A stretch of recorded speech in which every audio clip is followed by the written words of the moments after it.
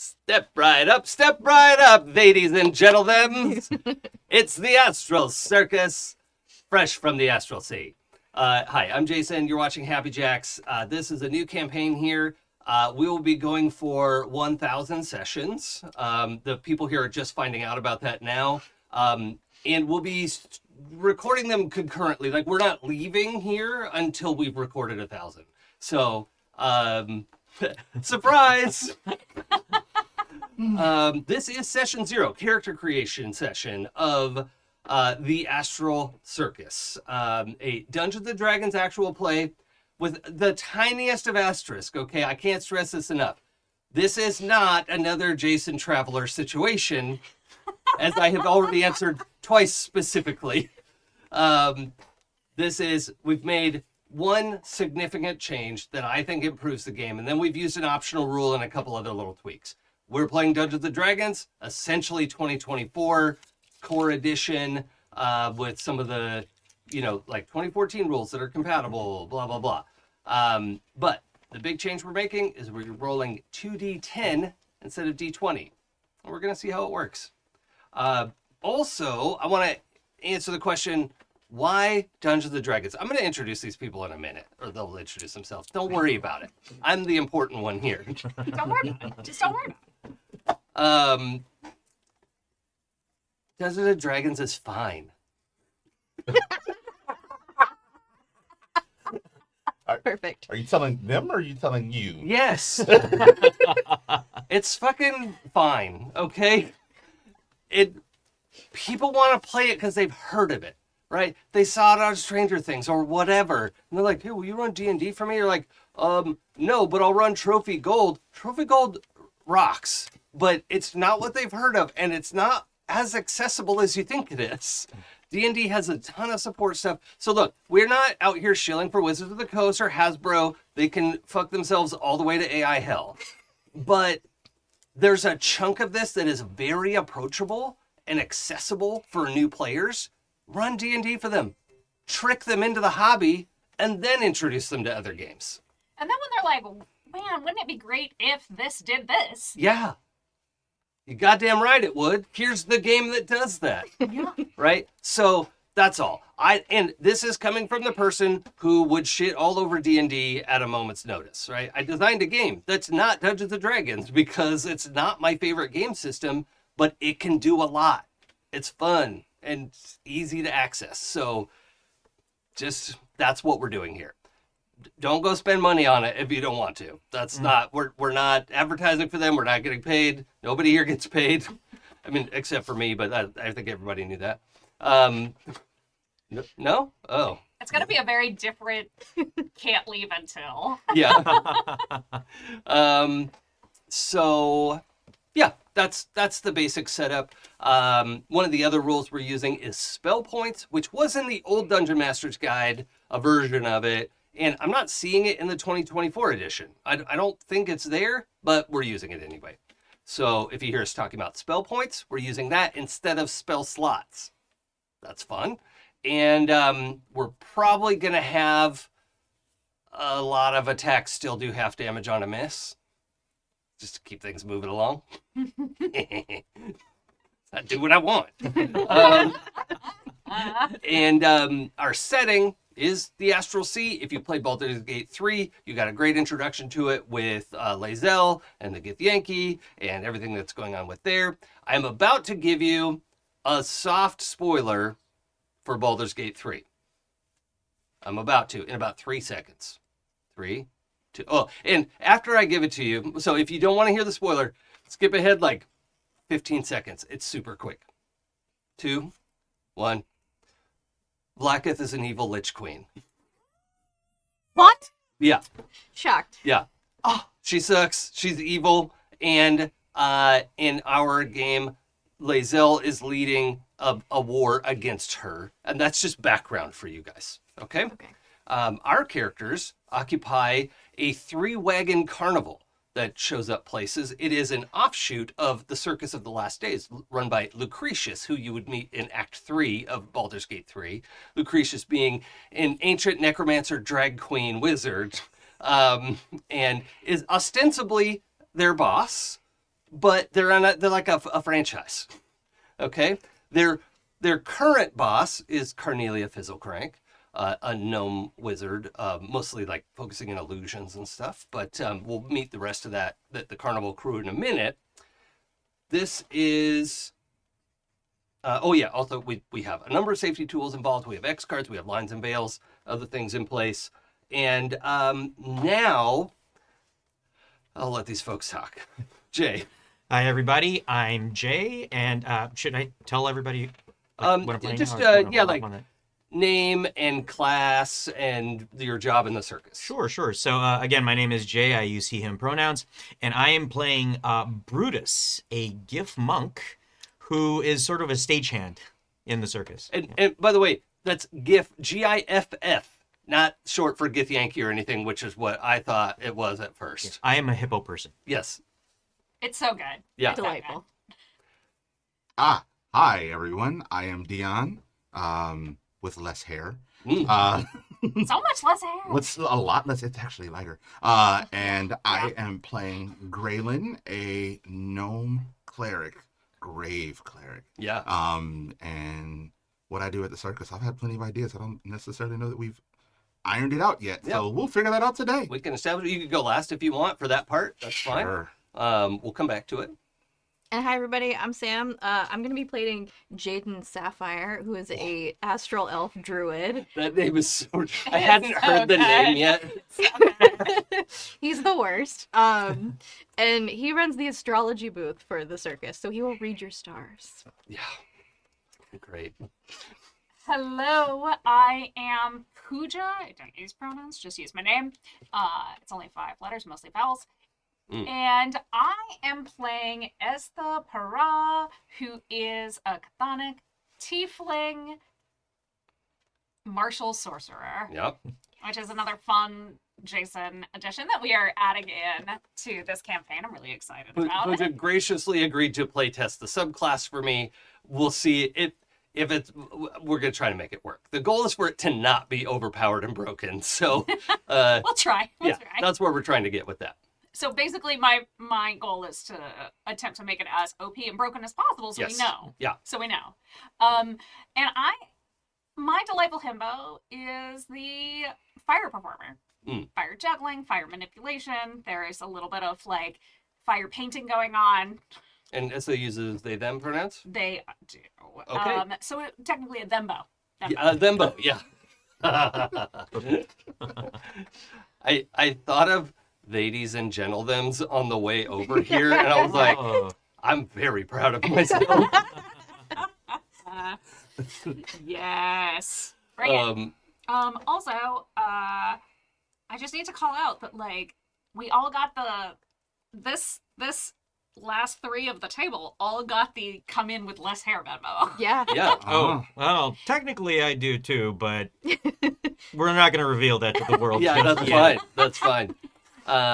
So the pressure is on. Yeah, Haircuts I need a for haircut. everyone. This is vastly too bushy on the sides for me. So, all right. This is going to be so much fun.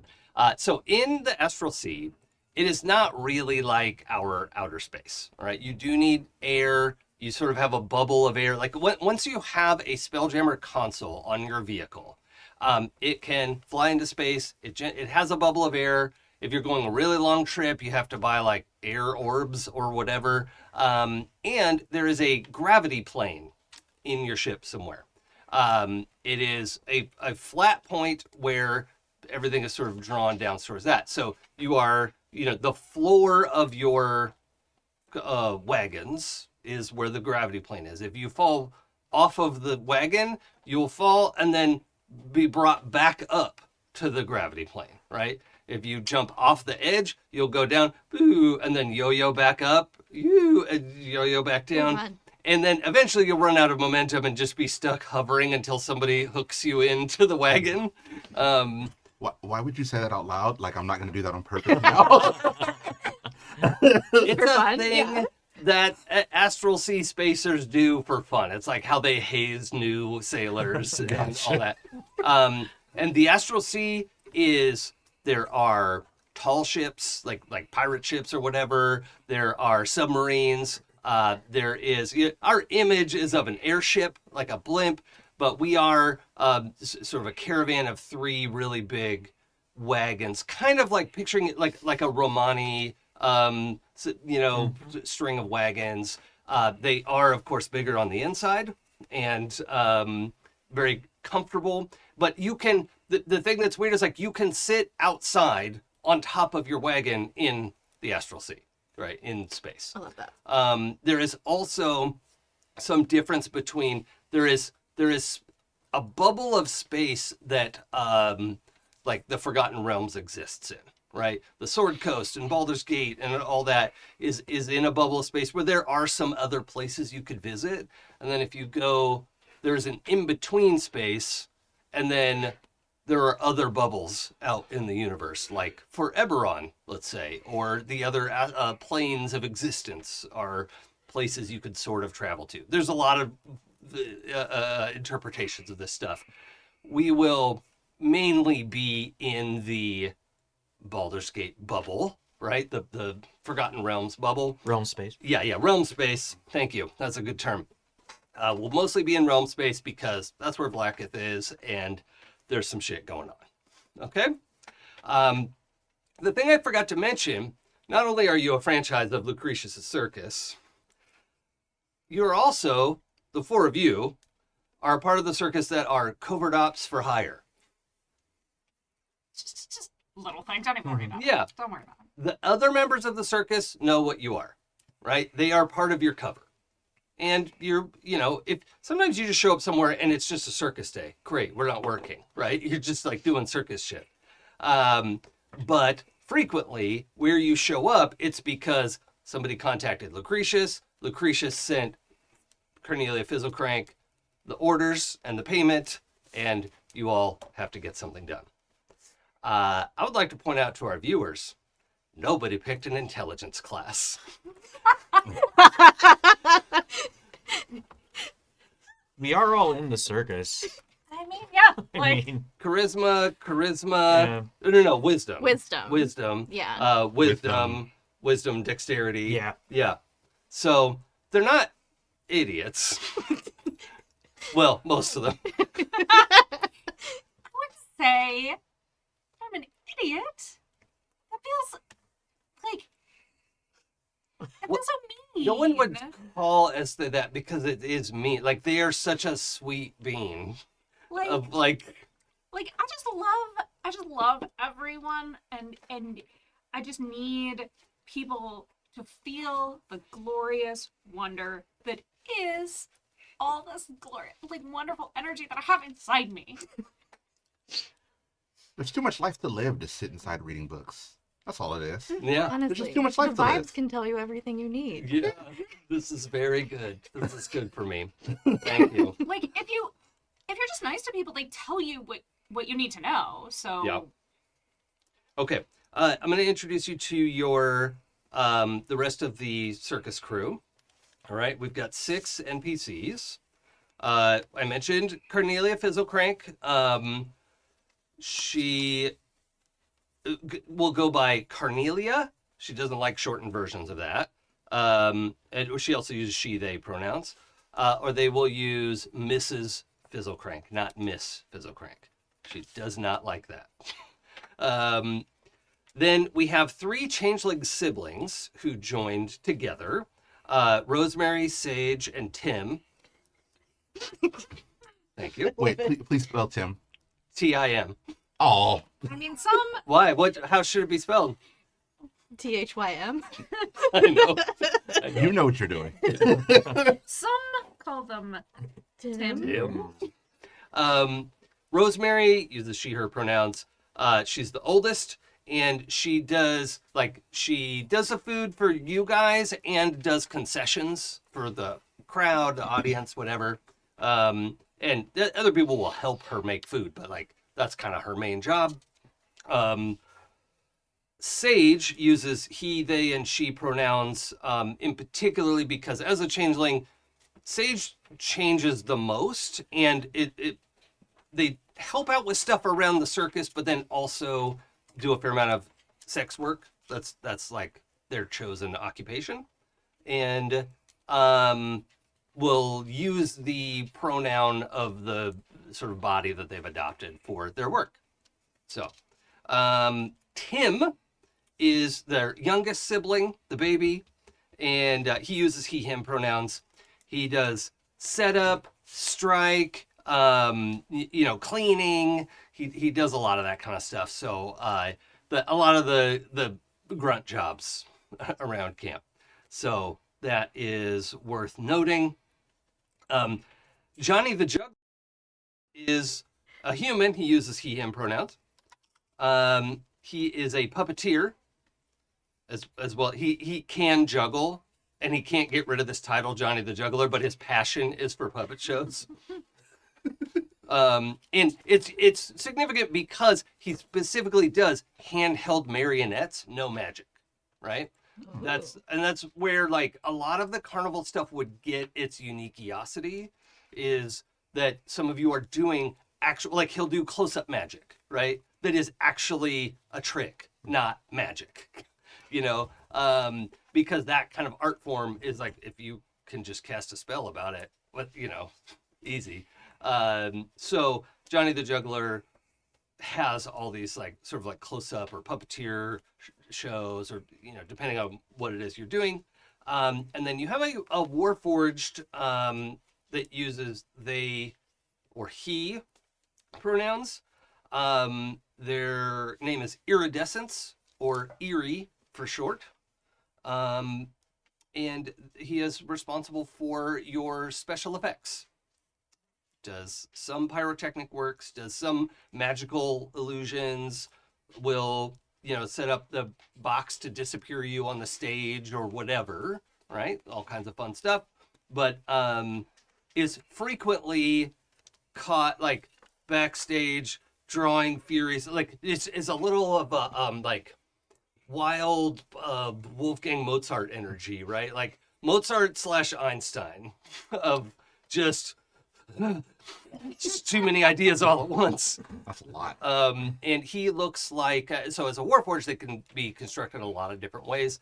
And he looks like if you had a clockwork thing, but all of the gears and wires and everything else are made of wood, of like a shiny, sort of lighter, like a birch wood sort of thing. And so he has all these clockwork parts, but they're made out of wood, and you can see them in parts of him. There's all these pieces moving around, and so that's your crew. We are gonna play some Decima. Any questions before we get into that? Okay. Oh, also, audience, we're starting at level 6. I've given everybody the option of 2 rare magic items or a rare magic item and 2 uncommon magic items. So we have a selection of that in play.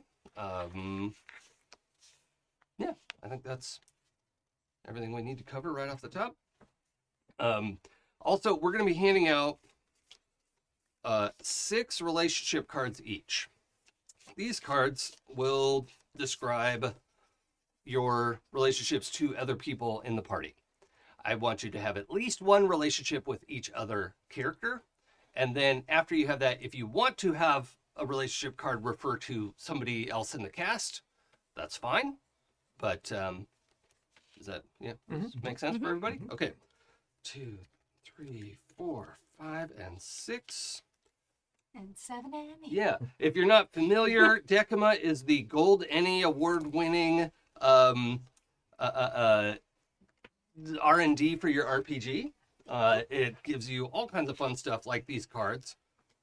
5, 6. I can count Also, and talk. so we fuck AI and fuck any awards that accept AI submissions. Oh, do the Ennies do that? Fuck all the way off. Okay, well, I saw all right. that too. Now, But these cards use art made by a real person. yes, Sam did this art. person. All of the art, Oh. front and back, all of it. I've been Well, complimenting different your Sam. work. Kimmy's husband Sam did the some of the back art. I did all of the fronts. My statement stands. Still all Sam. Yeah. No, that's great. Oops, all Sam's. All right, so now when you're playing Decima, normally it's perfectly fine to X a card that you don't want to do. Be aware, I only have 4 relationship cards left. All right, I like this part. I love these cards a lot, so try to go with it. The other thing, when you're playing this game, you flip it over, there is a question that's right side up, and there's another question that's at the bottom of the card. Try to use the right side up question. But look, if it doesn't work, turn it. If it still doesn't work, exit, and I'll give you one of the 4 remaining cards. And then if you want to play on hard mode, you don't. This is not a pressure to do so because it's not a good idea. But how I like to play Decima is I pick who the relationship card is aimed at before I turn it over. Ooh. So you don't have to do that. I'm not turning over any cards today, but let's see. I'm going to roll to see who goes first. That is 1, 2, 3, 4. Sam. That's me. Yep. Okay. 1 red card, please. 1 red card. Let's see. You tried to impress blank and succeeded. What did you do to impress them? Ooh, that's a good question. Now, does everyone have a good sense of who everyone's characters are? We got a grave cleric, a hippo monk, a elven. Astrologer? Yeah. Starman. He's been to Space Burning Man way too many times. Yeah. It's his vibe. Yes. I think this will relate to that backstory thing we were talking about yesterday. I think he tried to impress our grave cleric by bragging that he met the god of death. Yeah. So Kellamvor. That would work. Yeah. My version of Kellamvor will be appearing in this campaign. Our grave cleric is affiliated with him. We could talk a little bit more about that later. But yeah, I think that would be worth noting. 100%. And it's easy to tell. Like that would be an easy thing for your character to know if they're lying, right? Of like, no, you didn't. Oh wait, you did. You have the vibe. Yeah. So yeah, that's cool. All right, I like that. Let's just go this way. This one, this way. Blank makes you think of things in a way you never have before. What if you started to question? Ooh, existential. Oh.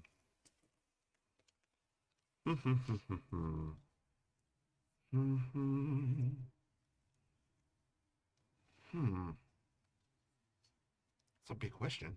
It is. That's a It's so deep. yeah. Like that's like I have to get really deep into this character immediately. Yeah. Um. That's what I love about these cards. Yeah. Yeah, it is the best part about, or not the best part, but like it is one of the amazing parts about Decima. Yeah.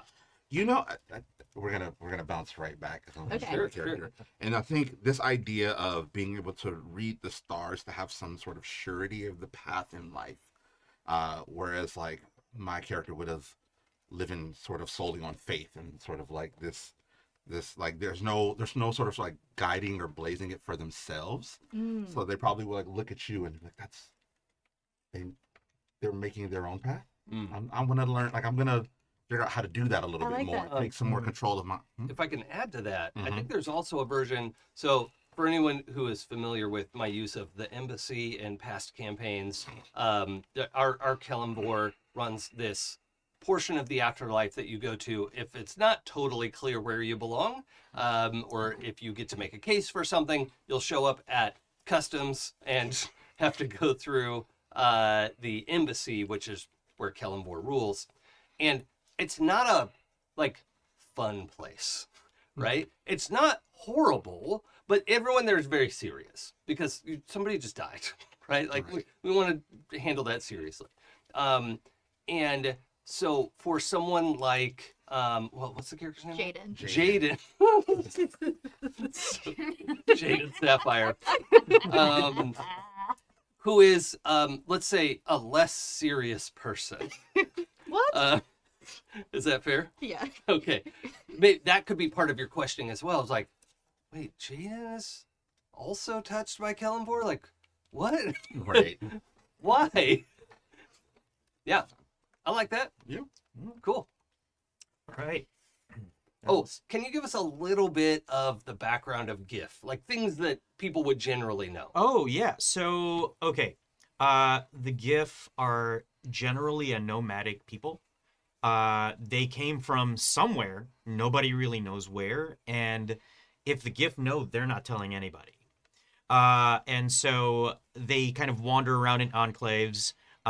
Generally, they're mercenaries. They kind of hire themselves out to the highest bidder. And they wander around in astral space enclaves. Right? Yeah, Like yeah, in great big exactly. ships. Yeah, exactly. They have a number of ships. Generally, they band together in little fleets of an assortment of ships. The gift that I'm playing, and I'm pretty open about this, came from a very, very large ship, like a battleship, like an aircraft carrier size ship, and it was very insular.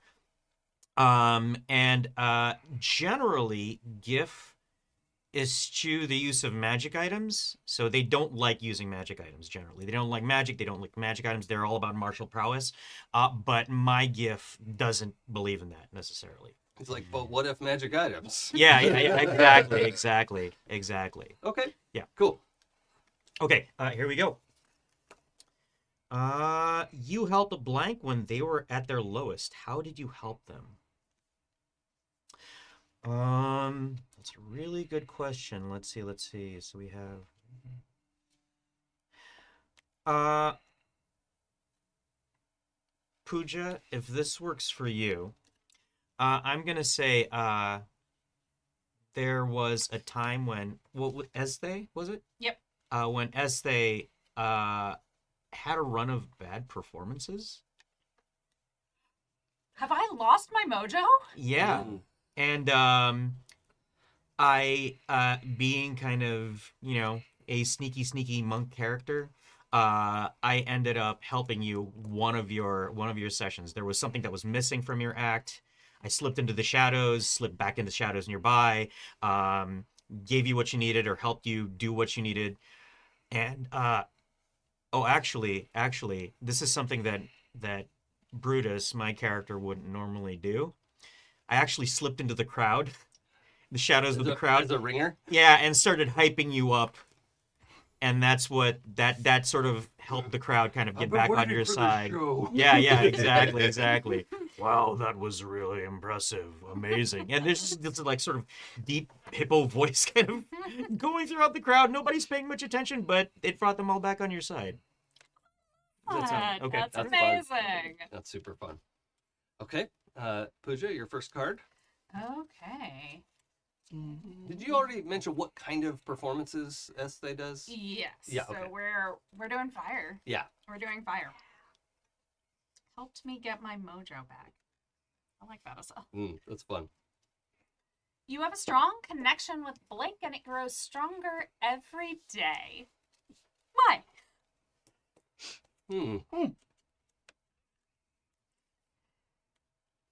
I am going to pick Gralen. Yay. Because I have made it I have decided that we're besties. So this is a classic like extrovert introvert pairing. I think so. And that actually works because the sort of like backstory I'm playing with Gralen is that he's been sort of in these insular, small, sort of closed off places his whole life, and he's now just getting to the point he's like, I want to go see the world. Yeah. And so like you would be a lot. A lot. But he would love it. He'd be like, Plays. so yeah, that's Yeah. I think this is it. Okay. We're best friends. we're besties. Yeah. I am a number of introverts designated assistant extrovert. What's that called? Like your guide dog sort of thing, but for that's fine. I accept that role. I know what I am. Look, it's essential to have one. Yeah. Surprise, you're doing another one. Oh my god. 2 in a row. And then we're going this way. Sorry, Sam. You gotta wait forever. That's okay. You go first and last. You have strong feelings for Blank and have told them. Oh. Okay, now, in our games, that can be romantic. It can be aromantic. However you. Yeah. And how did that go? Spill the tea. Honestly, I think that I fell madly and passionately in love at first sight with Jaden. Yes, good. And it went great. Okay, you told Jaden how you feel. I was like, I'm madly and passionately in love with you. I knew we were soulmates from the moment my eyes Were you writing landed poetry? on you. There was like, it wasn't just poetry. It was poetry as performance. Yeah. Oh.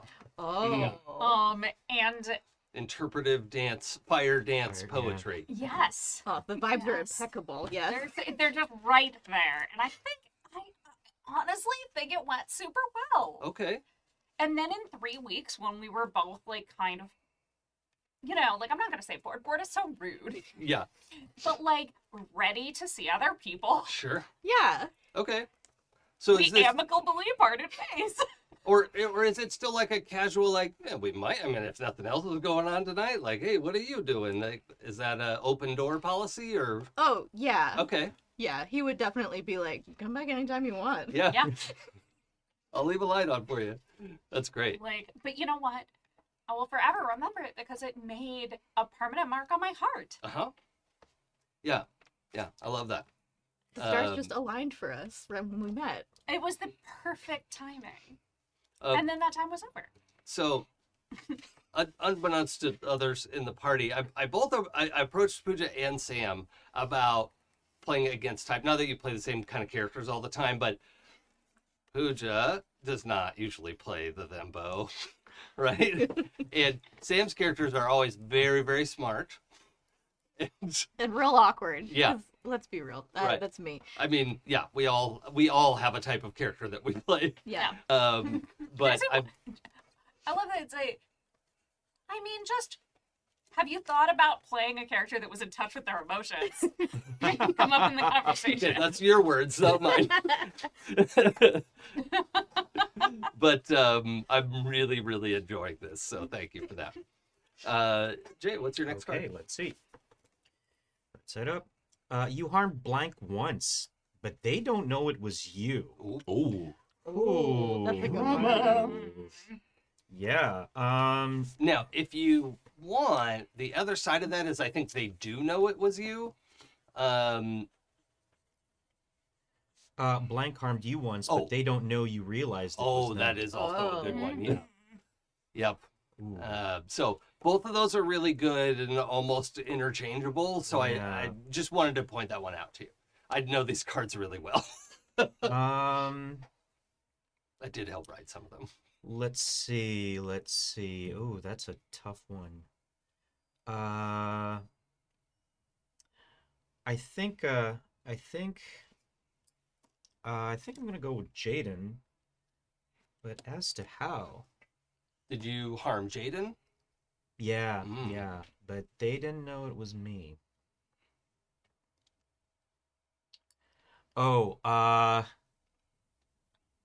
Wait, what does your character do in the circus again? I'm a stagehand. Stagehand, and okay. I was thinking I could also like be one of the wagon pilots. Sure.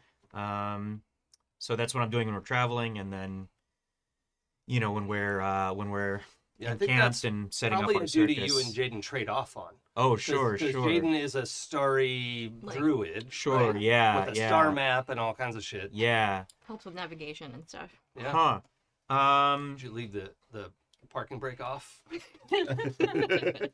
Yeah, that's what I was thinking. I was thinking, so you have a little reading kind of tent, right, where you do Yeah. your Mhm. readings. I was thinking I could actually have wrecked that tent somehow. Oh no. Vibes. Maybe I didn't tether one of the wagons quite as well as I should have, Mm-hmm. and it ended up careening into your tent while you were in it. Oh no. Yeah. Yep. Mm-hmm. And in guilt, I did help, so I pulled, I got up there, my big hippo build just like lifts the wagon up or pushes the wagon out of the way. I fish you out of the tent. But I also don't necessarily tell you that was my fault. Okay. Yeah, because you didn't see it happen, and you're like, He's in the tent. You didn't Oh, do yeah, anything. you're like, oh no, how did that How happen? did this happen? Whose fault is this? I start kind of like yelling out to everybody. Nobody's fussing to it because Okay. nobody did it except me. Hold on now. With your permission, I would like to have these two, Pooja and Dion, do a perception check. Sure, absolutely. Okay. Please do. Our first roll, again, we're rolling 2d10. Yep, got Okay. And we will add your perception bonus to that, just to add a little background to this. Let's do it. I love it. Do it. Okay, so this one's gonna be fun It because would be hilarious if everyone but Jaden knew Oh yeah, that would be really funny. that Giff, what's the Giff's name again? Oh, Brutus. Brutus tipped a wagon onto you. well, that's a 6. Okay, that's not going to do it. Oh, yeah, I'm real good at perception. We'll do like DC 12.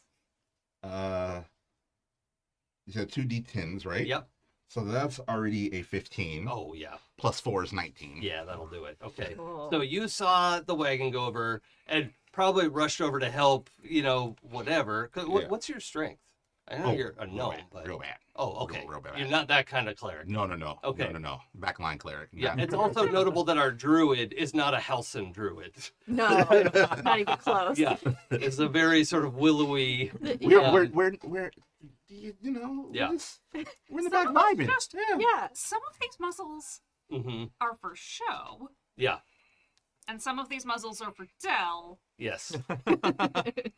and they're definitely more show than tell. Yeah. Yeah. Even Brutus isn't particularly strong, just happens to be You got big. the so leverage, yeah, you know? exactly. Exactly. Not a strong or intelligent Or crew. yeah. But I could, maybe you rushed over to do a healing spell, Yeah. right? Yeah. Oh, yeah. Something like that. I'm like, oh no, like you heard bones crunch. You're like, oh god. Somebody's hurt. Yeah. Oh, maybe you died a little bit. Maybe that's when you met Kellenbor. Oh. And I can stop people right at death's door if they're on the way. I feel like that would have happened before so? I met Okay. these guys. That's though. okay. Yeah. That's fine. I think he would probably be like, "Oh, I've had worse. I can just walk this off. It's like a broken leg or Yeah, something." yeah. Pure comedy bit. I saw it when it first started to go, and if you're okay with the Brutus's initial reaction, I was like, oh shit, and I heard it. Like I was close enough to hear the oh shit. yeah. like- Okay. Yeah. All right. All right. I'm like, good you're with not that, going to catch so- a wagon. Right. I'll add to that, like, Jaden is not like super upset about getting hurt in the process. But you did rip his favorite tapestry. Oh. And now it has sure. like a stitch line in it, and he's just like every time he sees it, he's just like a little bit mad. Okay. Excellent. I love that. What a Fishing you string out of the tent, like It was just bad luck. Yeah. I'm gonna Right? tell. Oh, Why didn't the stars Oh, tell boy. you that was what You happened? know? So rude. It's okay I though, don't know. because I don't think I saw it. I think I was so preoccupied by the wagon careening that I don't Aw. even know that you saw it. So you can keep that in your back pocket. Yeah, Got that's it. good. That'll come up at some point at the worst possible Yeah. time Meanwhile, I was definitely, in the wagon. honestly, part of me is like, was on top of the wagon, practicing like the non-fire version of a new routine, and was like, oh, this is amazing. Yes, let us do a traveling routine, and just didn't. There was Yeah. nothing about that. Like it leapt off right before it hit the tent. Perfect. Perfect. Okay. Dion, your next card. Tis my turn. You told blank about something you left behind. What was it and why did you leave it? Oh, that's an easy one. Who would I tell? Who would I have this conversation with? How does Brutus feel about having left his ship and his people? I not great. I Okay. was forced out. It's but complicated. it's Okay. okay. But I'll take it. I think that maybe. No, that's perfect. That's what I need. Okay. Yeah. All right. So it's definitely Brutus. I would tell you about how I originally started off as a forest gnome with my people in the forest, and part of me still has a heart there, and I had to leave. Like, I was forced out of there and continued my journey until I ended up here. So while I'm happy where I'm at, I probably would have told you and found some solace in like Oh, sure. like feeling not necessarily homesick, but like reminiscent of the places we had to leave at some point. Okay, all Miss right. being in the woods. Yeah. All right. I picture a scene where like having a meal or something like that, and then you kind of sit down next to me, we start chatting, and then the next thing you know, this all comes out. Yeah. Okay, all right. Yeah, I think I'll tell you also that I was kind of forced to leave like, my folks. I'm a little more dour about it. I see like same thing, like just the scene, you know, big hippo hand kind of just boom wraps on your shoulder, your tiny little I'm shoulder. a little known guy. I'm just like leaning against your hip. I'm like, yeah. I remembered something I wanted to ask you, Jay. Sure. Do you want to use any of the like firearm proficiency stuff that I am proficient in firearms. Yeah. I don't use them. Okay, that's I fine. stay away from them as much as I Batman can. rules. Yeah, exactly. Okay. Exactly. Nice. Got it. That's what my darts are for. Sure. Okay, Ooh. I like it. Sam. One more card. Let's see. You know that blank will protect our group no matter the cost. Hmm.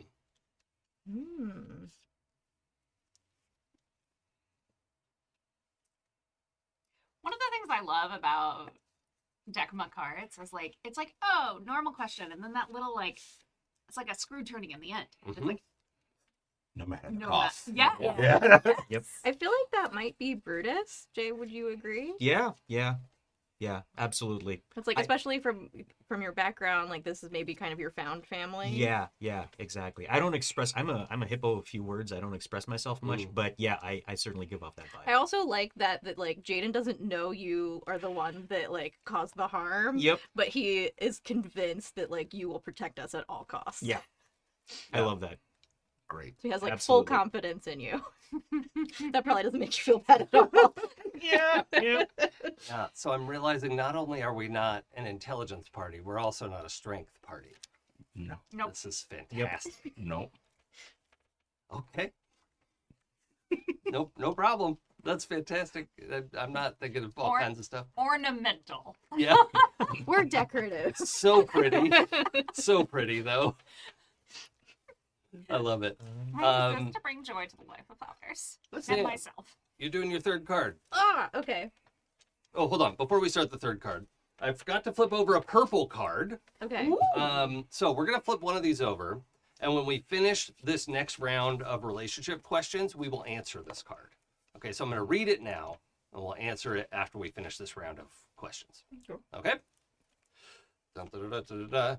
That's the explanations card. I shuffled it too, and then that is what ended up. Okay. Our group revealed a major truth about someone powerful. Who was it, and what did we reveal? So this could be anywhere in the realm, the realm bubble. It's your pick. I love how like perfectly this goes with our group. Of course we did. Mm-hmm. Because we were the brightest of the bunch. Yep. We intuited it. Yeah. Yeah. We sensed it We sensed it. in Hey. our souls. Wisdom picks up on bad vibes and understands when someone's a piece of shit. Oh yeah. They're just not puzzle solvers. Puzzle? This So whose leg you talk about. we will answer that in a few moments. Okay. Okay. One more card? Yep. All right. The ambition you see in blank scares you. Who do you not have one with yet? I don't have one with Ezthe yet. Hmm. I don't feel like they're particularly ambitious. Well, the though. opposite might, the other end of it. Yeah, might the be other good. end is the lack of ambition and that frustrates you. Oh, yeah, like you do have so much more potential, maybe. Yeah, like you've read their stars. Yeah. You know, it's, I know what they could be doing. yeah. Yeah, I like that. Oh yeah. That's fun. Because as easy breezy as Jaden is, they're also still like accomplished, right? Like they've worked hard to be this good at reading the stars Yeah. and all that. So yeah, I love that. Okay, Dion. You partnered with Blank to do something shady. I get this one Every every time. what? What? Why?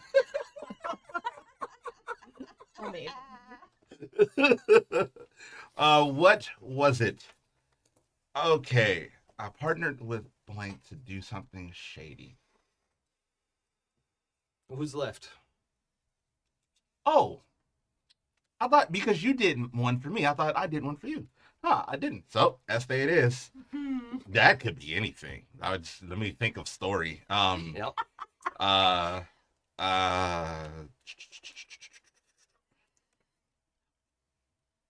Who did we say? Because I don't know. Was concessions.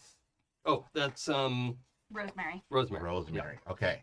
Ezthe and Ezthe learned that I had never had a drink when I first arrived early on in my time here. And Ezthe was like, "Oh, you've never had a drink." And of course, not like, "Here's a sip." Like, let's do shots. it's like, "Oh, let's do this thing." And so we maybe broke into the concessions after and drained a barrel or two of the good wine. Yeah. It's for cause. Rosemary will understand. Rosemary was displeased. That's fine. But we had a wonderful night. You sure did. And I woke up fine. Fine. Okay. I'm okay. Yeah, I can imagine you waking up with Rosemary standing over you, like arms crossed, like, "How's your head?" Fine. Yeah. Okay, that's great. Jake? Okay. All right, let's see. Black makes you wonder what life would be like if you had chosen a different path. What do you regret?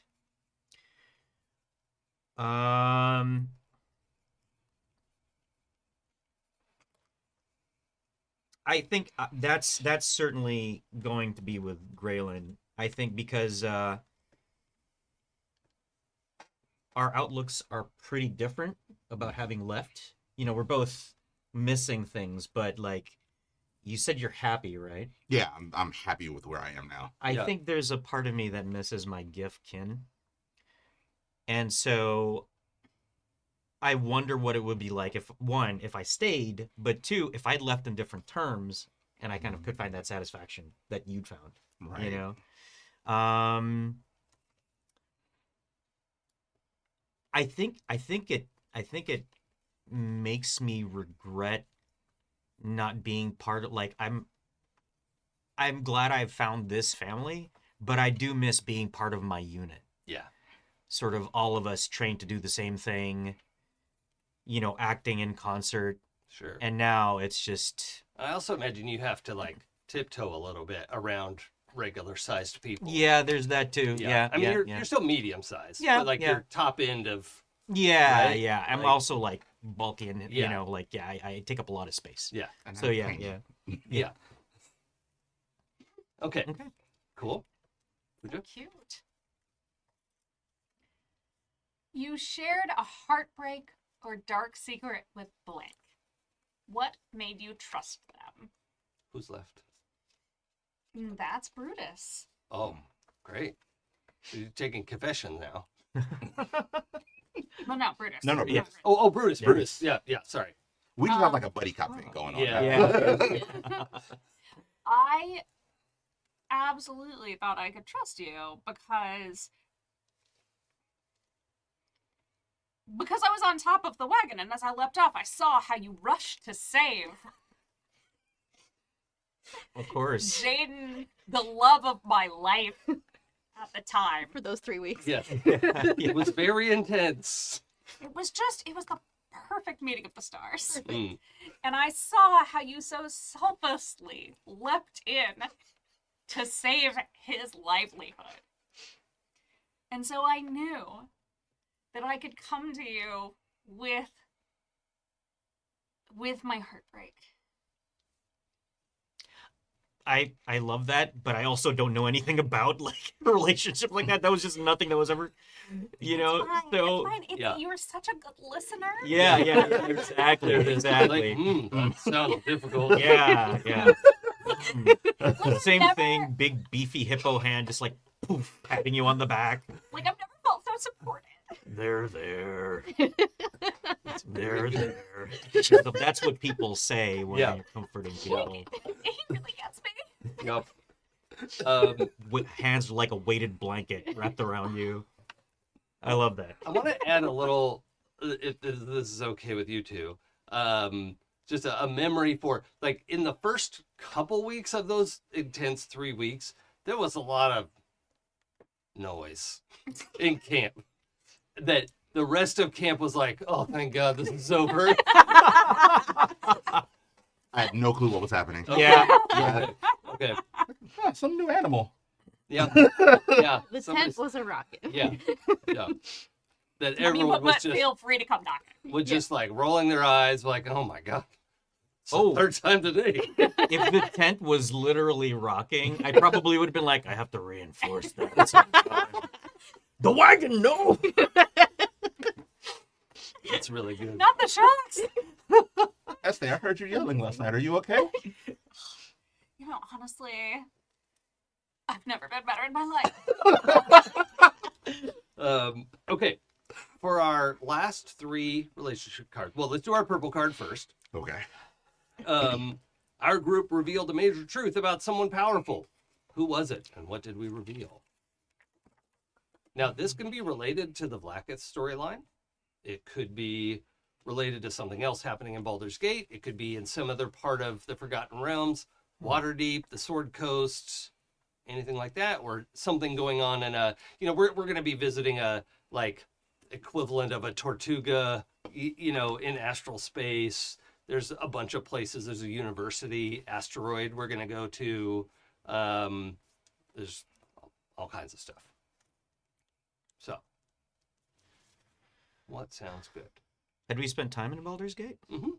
Could be about like Sir Older Ravengard. Mm. Yeah, I don't we know. revealed a major truth. A major truth. So, and I don't want to be like, this is definitely post the events of Baldur's Gate 3. I love Baldur's Gate 3 takes us hundreds of hours to finish, and the implication is that it takes over like a span of a week. No matter how many long rests you take, it's like 7 to 10 days at most. So a bunch of shit happens. You all got like Lucretius's retelling of it because you weren't there for it, right? And then the stories have spun out throughout the Astral Sea as pirates and the equivalent of truckers, and we'll talk. I think that there is a certain amount of, like, part of the franchisement of the circus is to, like, spread, like, to make Lucretius's reputation even grander. Yeah. Not necessarily like it's not the reason for it, but it is definitely a not unwelcome side effect of it. Yeah. Well, what if it's you all were doing some work for Lucretius, and she had you go like, hey, I need you to go to my secret vault asteroid and get a thing. And I mean, revealing the major truth doesn't necessarily have to be to the whole world, but you found out that Lucretius is actually well over 1,000 years old. Oh. Okay. Which ancient, few hundred years, sure, elves all the time. Not that many elves live to 1,000, Does that feel significant enough, or we can toss around other ideas too. I like the idea of it being Lucretius. Okay. I'm Yeah. cool with that. I'm cool with that I secret. like that tie-in. Okay. And she didn't send you out there to find this out, but you went in, got the thing, you're like, what? Like looking around at all the stuff that's in there, you're like, that can't be right. Ooh. Picturing like selfies of Lucretius with some leader from 1,000 years ago. Yeah. Yeah. What if it's that? But there's also some sort of cocoon in there. Oh, yeah, okay. Oh. Like, and we don't know what it is, but it's not an artifact. It's a living thing, Just gonna and it make looks like there's something inside of it a little note. that is kind of wiggling around.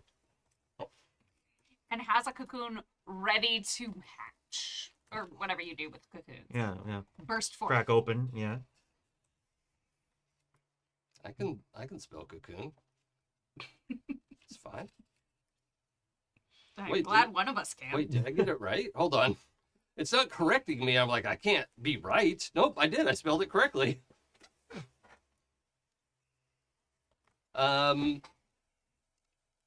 Yeah, coconut. Yes, indeed. There's a coconut in there. It's Okay. have to crack open. You know, we all have a lovely bunch of coconuts. All right. So I'm going to flip over another purple card that we'll need to answer in a few moments. Okay. Oh, I like that. But now, each person in the group should pick one word to describe a positive aspect of their personality. So you can just cook on that for a minute. We'll come back to it. For the next 3 relationship cards, Mm-hmm. I would like you to flip them over, look over them, look over the top and bottom, look at each other, look at other people in the NPC list. And if you want to have a card with one of them, let me know. We'll sort of work out based on my impression of this character. Again, I'd rather you prioritize each other, but if you flip something over and you're like, "Ooh, that is Sage because of their sex work or whatever," right? Like, that's fine. That's an option. So we are now shopping through our cards. I'm going to just vamp a little bit because everyone's reading and, you know, it's not necessarily the best radio. I'll review our NPCs for the audience while you're doing that. Cornelia Fizzlecrank is the gnome person. She is a she, they pronouns. She is our ringleader, an illusionist, and quite loud when she needs to be. She'll cast thaumaturgy sometimes, but like most of the time she doesn't need to. Rosemary, the oldest sibling of the changeling sibs, likes to cook, works the concessions, makes all kinds of fun snacks and candies and whatnot. Sage, the middle child of the changeling sibs, is the ticket taker, the hawker, the whatever, and then also does sex work when they feel like it. And Tim, you have no idea how proud of myself I was with these names. You don't know, it actually bothers me when I wrote it down as time. Yeah. And I was- THYM without the E, maybe. Yeah, I'm updating it. Tim. Gonna throw you out a window one day. Like, Yeah. Johnny the Juggler is our human puppeteer and like close-up magician, all that kind of stuff. He also will run carnival games if that's what we're setting up. And Iridescence, also known as Eerie, is our Warforged special effects artist. They'll design effects, they'll create artistic backgrounds, soundscapes, lighting, all kinds of stuff. So, does anyone have one they want to jump on? Pooja. It is obvious that Blank is dealing with something serious and you can relate. And I think it's obvious that Sage is dealing with some middle child syndrome. Yeah, sure. And I can absolutely relate to that feeling of like not quite being the person of your family that like you're simultaneously lost in your family, but not lost enough to be a full part of it. Yeah. So yeah, I feel like that's And I do want to just also clarify, and I know you don't mean this, but Sage being a sex worker is a positive thing and not like an outpouring of their like dysfunctionality. They're dysfunctional for other reasons. Yeah. No, I was talking about like more the like middle child stuff. Yeah. Not Well, not the sex work. The yes, yeah. profession being something completely. Yeah. Okay. So Sage is Like they just don't understand me. okay, so Ezthe wants understands Sage. Yes. Okay. I can relate to Sage. Okay. Understands, relates to. Okay. Actually, let's just do all of yours if you have them ready to go. Or do you want to think about it some more? Okay. So that was that one. And then you're always competing with blank and trying to one up each other. Johnny the Juggler. Okay. Because we are both like part of my routine is juggling fire, Mhm. Johnny the Juggler, and also we're branching out into different things, and so we're always in a performance like head to head. Yeah. I even like the idea of you, like, one of the options is you have a joint performance where you're, like, passing stuff back and forth and doing all, and, like, constantly trying to, like, even the gag of it is you're trying to get each other to mess up, right? Like, the audience is in on it, but, yeah. Yeah. Okay. We're forever going to greater heights together. Yeah. But also only one of us can be on the top. Yep. Okay. And then my last one is you shared an epic failure with blank, but it brought you closer. What was it? And I would like this to be one of us. But I'm not sure who feels the most Epic like failure. like we would have epic failed together. Yeah, and let's say it was a job you were supposed to do for this covert ops hire, right? Like, the job flopped and didn't get paid, and Lucretius was annoyed with you. So those are the stakes what we're talking about. Mhm. Not bad enough to get fired, but yeah. Jason, quick question. Can I swap one? Only because they're so similar to each other. Yeah. Doesn't matter either, because they're basically the same thing. I'll take that one and give you this one. Thank you. So let's say, I think that there's a sense of like, when we go out on the job, as like our different roles, that we would naturally be paired up together because Probably, yeah. Good cop. Pretty cup. I mean, that's the same thing. Yep. Yeah. Well, maybe we kind of expected to like coast through this mission on our looks a little bit, and Right. it was not as like well received as we thought it would be. Like, Yeah. it turns out that people just. I mean, I wouldn't say we're interested, but we're fighting their interest very well. Yes. Yeah, obviously they were fighting it. Okay. Like, I've never seen that much self-control Okay. before in anyone. Yeah. That they weren't interested in either of you as yeah. I mean, how could you not? Yeah. Yeah. Like the just the sheer amount of like repression they must have had. Yeah. Okay. Cool. And that job flopped. Okay. Okay. Sam, do you have all three of yours ready to go? I'm gonna trade one. Yeah. If you don't mind, because I don't know what to do with that one. And we'll see. I can go in the meanwhile if you want to.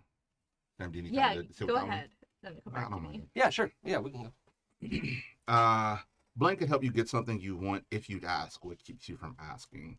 I thought about this one for Brutus because I would know enough about your backstory and I would have worked with you enough to seen you fight. Like, seeing you actually just get in and, like, hands. Yeah, Just put hands sure. on someone. Yeah, martial arts master. Yeah, and, like, part of me really wants to know how to do that. Oh, okay. But I'm also incredibly intimidated because I know the vast difference in our skills. and I know that you've been trained to do this thing, and you take so much pride in it, and I would hate to like make a mockery of your thing, and so it's that sort of like. Well, and there's like a minor size difference. Minor. If you were to train Very together. Tiny Yeah. size difference, because I'm like the weight of Brutus's weapon. Yeah. So, If that. right. And so like there's this like I want to do it, but like a little kid to a big brother, I'm just like.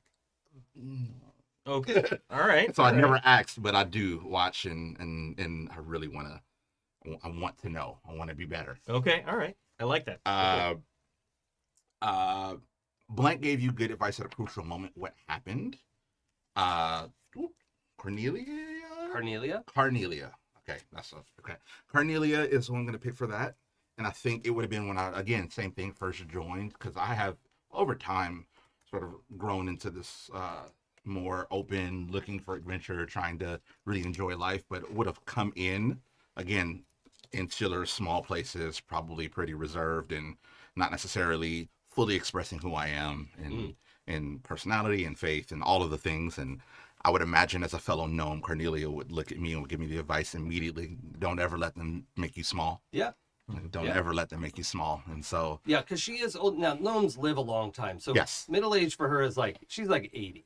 Right. And so, I picked mine young, so like 40. Yeah. So yeah. Okay. Yeah. So yeah, she's just a little older, a little more, world-wise. Mhm. That's great. I like that. She's also like a bona fide genius. Like she's a wizard. She's like got all the intelligence points. So yeah, that's And cool. then for my last one, you find yourself strangely drawn to blank. What captures your attention? And we didn't really flesh out that we're besties. We just kind of established that we're besties. So I'm going to try to give it a little bit of lore of what draws me to you. And I think it's going to be that, I don't know how to put it, but that sort of suave confidence that you have and sort of exude. Is this for Ezthe? Ezthe. Yeah, I can't tell who you're looking Oh, sorry, at. Ezthe. Ezthe. My I bestie. mean- I said bestie. Excuse me. I'm sorry. We've been here long enough for you to know this. I'm so sorry. Thank My you. bad. Yes, it was your bad. Okay. But no, I think it's as I'm coming into this person and I'm trying to go explore the world. It's not really. It's still I'm still a very devout follower. I'm still very sort of faith focused. It's not really about me. Mm-hmm. But then I look at you and I'm like, oh, that's another way to be. It's not me, but that's another way to be in life. But And what if it was about you? but it's not like it's not. That's not I mean, And I'm that- just saying. that energy. That is what draws me to you. Like, but what if it was? Like, Yeah. it's not. But I But like it this. could be. But it could be. It could be. If you want. If you want. It It could be about you. I want to say Ezthe probably accidentally wound up like the carnival shows up and they also offer like you're a grave cleric, right? Of Right. Gillimbor, and when people get buried, like you're one of the better people to come speak at a funeral, Right. right? And so they maybe hired you to come say like, hey, can you help us put someone to rest? And I can only imagine Ezthe wound up there accidentally. I think I like it actually a little bit better if. So, I had a relative that helped me with my like martial sorcery and helped me harness all of that. We stayed close as I went out and like because I could never stay in the. I mean, like all that wilderness. All those wonderful, wonderful animals, and I don't know why they kept running away from me. Obviously, it was just a game, but, but like we stayed close after I left and I went out into the world, and like finally when they passed, I wanted only the best. Yep. And so the family hired Yeah. like Gralen. Gralen. Mhm. Okay. Cool. Holy Gralen. I don't know. Was that on I'm not- purpose? Huh? Was that on purpose? No. Okay. It's very good though. Okay. Yeah, that's a great link. Is that all three of yours? That was all three of mine. Okay. Do you feel ready to Yeah, go? yeah, I think so. Okay. First one. You think you can learn a thing or two from blank. Do you ask them for guidance? I think I can learn a thing or two from Jaden Mm-hmm. as a navigator, as somebody who reads the stars. I think when we first met and I saw you doing that, it occurred to me that this may be the heat of finding other Giff. Yeah. Oh. Finding that missing home that, Yeah. that I was never told about, but I know exists in tales and such. He's also an astral drifter. That's my Sure. background. So Oh, yeah. he's been everywhere, basically. And like he's kind of been around the universe and back. Sure. Okay. And yeah. is also probably quite old, but in the context of, it's important to know that when you're in the Astral Sea, you don't age, right? You do need to like eat and drink and that sort of thing, but you don't age at all. Yeah. And that can, but it's not in a way that like elves age super slow or whatever. It's your body just stops. Yeah. And it's more of a stasis, static. You're not really experiencing 1,000 years of living your life. And so that's where, we don't know how long Jaden's been around. He doesn't know how old he is. Yeah. But it's also like, it's not really like you're 1,000-year-old wisdom guru Definitely or not. something, like none of that. So, yeah. And do I ask you for guidance? I was going to until something happened that made me a little bit sheepish around you. Okay. Okay. Until Cool. that thing happened. And all of a sudden you notice, there's a shift in demeanor. Like, I'm a little more careful, I guess, Yeah. being around you. Maybe you don't know why. I don't know. Maybe you have your suspicions.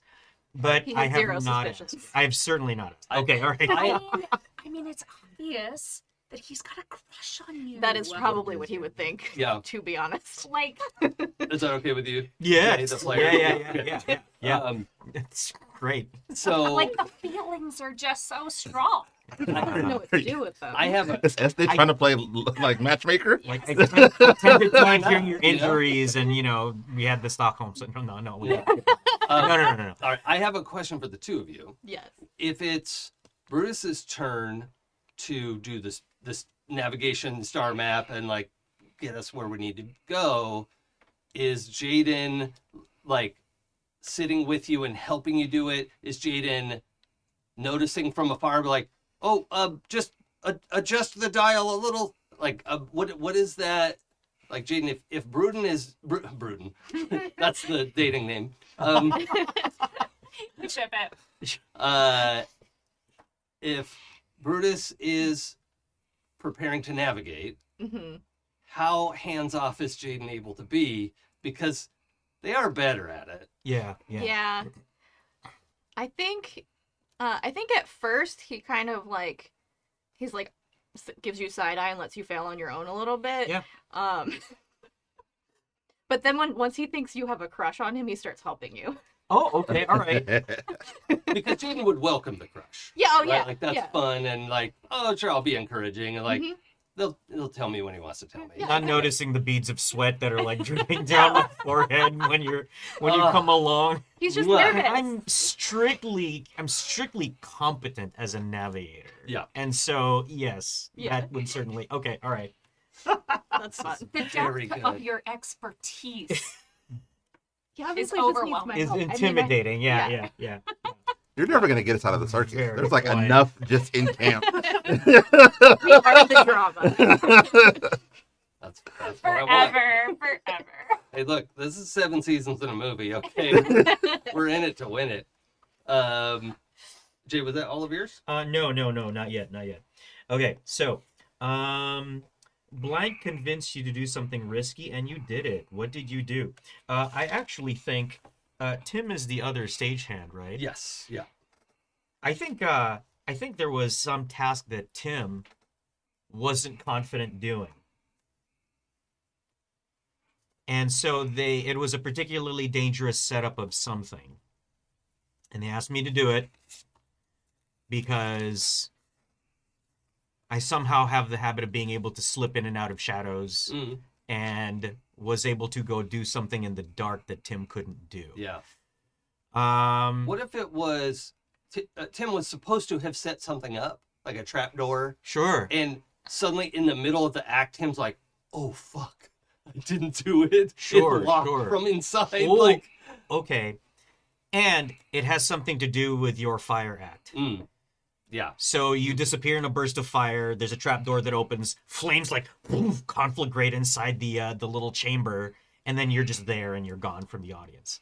And so that was it. That was it. That was the risk. Was just getting completely engulfed in flames. Yeah, and helping Tim, like, in a moment of like, Yeah. oh God, what do I do? Yeah. You know? Yeah. But it's dark in there and like beneath the trapdoor, so I was able to slip in Yeah. there and such. Okay. All right. Shadow step. It's so cool. Yeah. Awesome. The best. I'm gonna say that I also just barely made it out. So when I shadow step out, I'm like singed and Little sizzling singed, in yeah, places. Yeah. Hey, where'd you get that scar? Oh, I don't know. Did you tell Carnelia or anyone that Tim dropped the ball on No. this? I'm not gonna. Okay. All right. Snipers get stitches. I have my own secrets that I don't want to. Are we establishing a street code at our circus? Right. There you go. So Tim is now you're his best friend. Okay. Yeah. Did we just become best friends? Yeah. Like All happening all over the circus. because he's the youngest one in the circus. You know, he's probably like 18, 20, something like that. And changeling age at about the same as humans do, regardless of what shape they're in. So I think it's maybe a little longer. And I just like the idea of him being sort of the wide-eyed kid in the circus. So okay. Yeah, I like it. You knew and trusted Blank before joining the group. How did you meet? I think I actually want this to be about Sage. Okay. Because I was wandering around kind of alone, away from my company. The circus came to town, or, the Three Wagons Park came to town. And I'd been without company for a while. Because I'm big and not necessarily physically compatible with a lot of other, other people out there. But Sage was able to make it work. Oh, okay. Like you had relations. Yes. Yeah. Okay. Yeah. Okay. So Sage and I, and it was very, transactionary and business-like to start. Sure. But as they stayed and I kind of kept going back, I came to confide in them and trust them. And they actually were the one who got me into the circus. Yeah. Said, hey, you know what? You're kind of wandering. You don't have anything else going on. Why don't you join us? We need this. We need help. Can we have like I'd love it if it was like a clip compilation of like you show up at a different port and the circus is there. Oh, and then you sure, show up yeah. in this town and the circus is there. You're like, what? How is this happening? Yeah, You know? that's awesome. Yeah. Okay. Yeah. I want to know what order you all joined the circus. Who's been here the longest? Of the four of us, I'm probably the newest. The newest? Yeah. Okay, that's fine. Yeah. I think I probably would have joined like right before you. Okay. So I'd be the Okay. second newest. I think maybe Jaden has been here the longest. I That have was- a card that will relate to that. That was my gut. Oh. Okay. Yeah, that- that was my gut as well. okay. And it makes Cool. perfect sense that I would have joined right after you. Yeah. Well, it might even be that you two weren't there for the 3 weeks in heaven. Ah. Right? Yeah. Yeah, makes sense. But the others talk about it. If you ever see those two together, run. That sometimes still happens. You know what I'm going to say also? Tim is, most changelings are good at this. Tim is an exceptional mimic, right? So he doesn't have to change form, but he can just like reenact a whole conversation with other people's voices. And that's just a little side note. Little story. Nothing important, just. Amazing. But he's got an excellent memory, and he's a real good mimic. Hilarious. I think also, well, we'll get to that. Hold on. Rearrange my notes a little bit here. Okay. The join order is Jaden, Ezthe, Brutus, then Gralen. Yeah. Okay. Cool. That's all of your cards? Yep. Okay. Sam, I think we're That's back neat. to you. You did something to help blank get ahead. What did you do? I think that's gonna be Carnelia. Oh. Because I feel like when he joined the circus, he hooked her up with all of his like festival contacts, basically. Oh. It's like all of the places that would like welcome the actual circus part of the Mhm. circus, not Yeah. the covert ops part. Yeah. But like, here's all the places we could go and like the events we could show up at where we would Just make to a like ton of help our money. cover grow and be Yeah. part of that. Mhm. Okay. Yeah. So got destination advice from Jaden. And probably some like personal contacts. Like if we go to like this area, this is the person to talk to. Yeah. Yeah, that kind of thing. Okay. Cool. I like that. And then you and Blank are working together on something important. What is it? This is gonna be obnoxious. So Jaden and Eerie, the Warforged, Mm-hmm. because he does special effects, they're working on like a sound bath personal discovery retreat.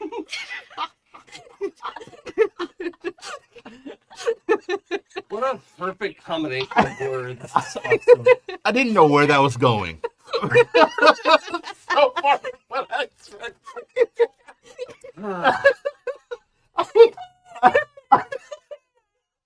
Like navigational machine. No. Some kind of engine. Sound bad. Yes. That's hilarious. Retreat, too. Retreat. Yeah.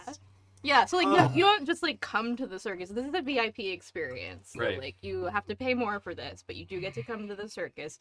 But then you get to stay after hours for the personal discovery retreat, Mm.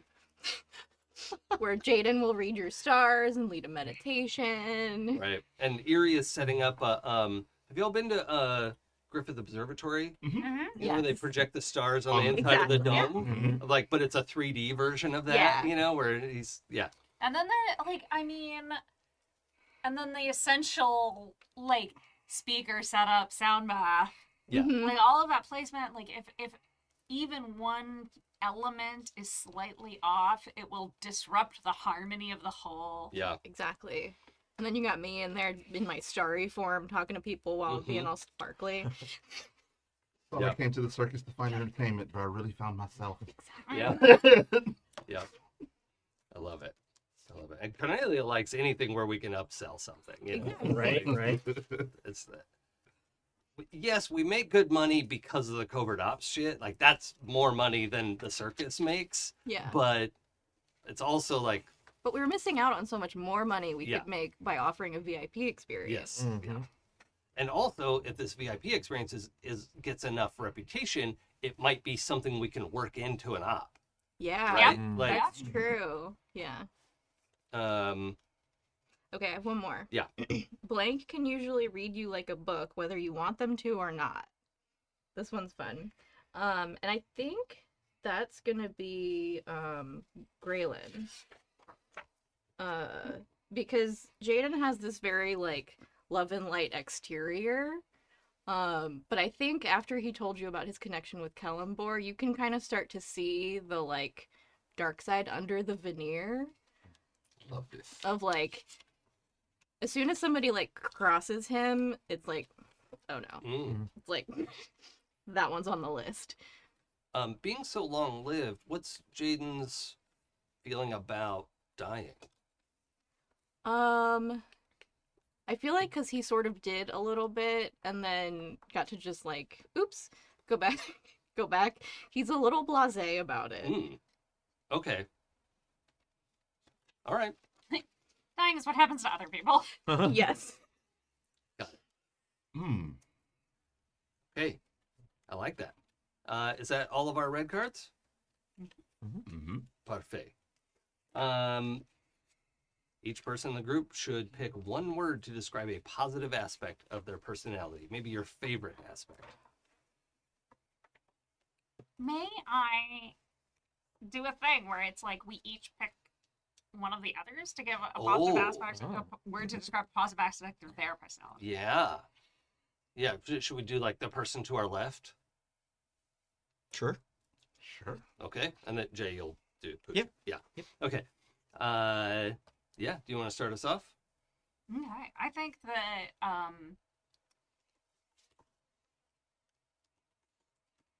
Jaden's like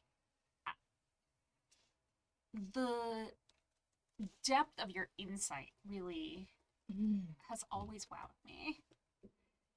And I feel like the amount of like care that gives you. Mm-hmm. What if you could boil that down to like a word? What would you use? Empathy. Your empathy is glorious to me. Okay. Like it. Empathy. All right. Sam? I think for Gralen, I would say genuine. Mm. I think there's a very just like Jaden would see you as like very real. Like earnest. Earnest, and- like yeah. Okay. I like that. Oh, I had the word and then I lost it. Hold on, give me a second. Let me get it back. It was. God, I had a better word. Oh, I hate when that happens. Yeah. Oh, I have a second one, but I had a better one. Give me 2 seconds. Okay, I'm just gonna have to go with consistent. That wasn't the word. I had a better one. Okay. Well, if you think of it, we'll Yeah. But it's the idea that like you have been through things, and you obviously still have some ails, but you stay sort of consistent in who you are, and you are. I'm gonna come up with that other word. Okay. Yeah, All right. All right. I get it though. I get Yeah, it. yeah, I like it. I like it. Determination? That wasn't it. Okay. That was, Okay. I'm gonna go with Yeah, consistent for now. All right. Yeah. So let's see. I think for Ezthe, one of the things that I certainly admire about you is your charm. You are charming, and I admire it because it is something that I feel like I lack. And so when I see you doing your act and like working the crowd afterwards, I kind of sit back and I watch and I'm like, okay, maybe I can learn, something from get something from that too. Sort of the rough militaristic hippo guy. Okay. I like that. All right. I'm gonna flip over. Resilient. Oh. Oh, Dear Lord. Resilient. My brain it lost it and I couldn't get it back. I hear you. Yeah. Okay. I'm gonna flip over some location cards. What we're considering our location. I'm gonna skip through any cards that don't fit this. I really want to think about the carnival, the circus, right? The Astral Circus is your home for now, or at this point in your life, whatever it is. We wind up in a lot of places. I don't really want to do this in the context of the realm bubble, because we're going to do a bunch of stuff with that. But I really want to think in terms of when we circle the wagons at night, or during your workday, or while you're traveling between planets, all that kind of stuff. That's the place. Okay, when these cards ask about a place. When we go to camp. Yeah. Yeah. Yep. Someone in our location is obsessed with wealth. Who? What rumors have you heard about them? I mean, Obsessed with wealth. Yeah. didn't you kind of just build that lore a second ago? Which? Maybe? I don't remember what I said though. Wasn't Cornelius never mad to? Oh, yeah. to make more money. Yeah. Didn't you just create that lore just a Yeah. second ago? Yep. Now this is a thing we all decide together. So does that feel right? Yeah, Yeah. I think so. Okay. And it's very much in line with like the ringmaster. Yeah. Yeah. Yeah, she's always like trying to pay the bills, balance the sheet, like all that. Obsessed with wealth. I don't want to say obsessed with wealth like she wants to be Scrooge McDuck, but is like it's her, like she has to think about this, She wants right? to maximize the circus. Right. Yeah. Yeah. Like revenue, it's her yeah. job to make sure And- this keeps going. It doesn't want to just make it. Wants Right. to make it grow. Mm-hmm. Oh, that's interesting. I think I might do the other side. Oh, well, okay. So the first one I turned over is our location had a recognizable feature that was destroyed. What was it and who destroyed it? Womp womp. The stellar tent. Now you sort of have a little. Now, we're working on Stellar Tent V2, but it's like It's Okay. gonna be a long Coming time along. coming. Yeah. Yeah. Okay. it took him a Um, long time to build that thing. Okay. Yeah. Every constellation was perfect in the Mhm. tapestry. And I think it looked impressive outside too. Oh Yeah. yeah. It had like an orrery on top or something like that. Yeah. Mhm. Caught people's eyes. It was also bigger on the inside. It was all enchanted. It was, yeah. Okay. Cool. Hey, also, just so y'all know, no one took either a bag of holding or Heward's handy haversack, Oh, right? or a portable hole. Or portable hole, right? Nope. Mhm. Okay, so all these bigger on the inside things it's dangerous to bring other things that are bigger on the inside into a thing that's bigger on the inside. That's Oh, D&D okay. actual lore, Right. okay? Mhm. Like, if you put a bag of holding inside of a bag of holding, it explodes. I thought it was a black hole. I thought it implodes. It like rips things open and Yeah, like- sucks you into the astral plane or Yeah, No. it's bad. So when you live in a wagon that is bigger on the inside, you don't bring a bag of holding in there. something. Mhm. Makes sense. But Yeah. that's not a problem for us. It's a mistake people only make once. Yeah. Yeah. Okay. I'm going to do probably 2 more of these. Once per campaign. Oh, that's fun. I'm going to modify it a little bit. Our location started an improvement project. What is it and how will it help us? I don't know that it's going to help us, but y'all left a town or something.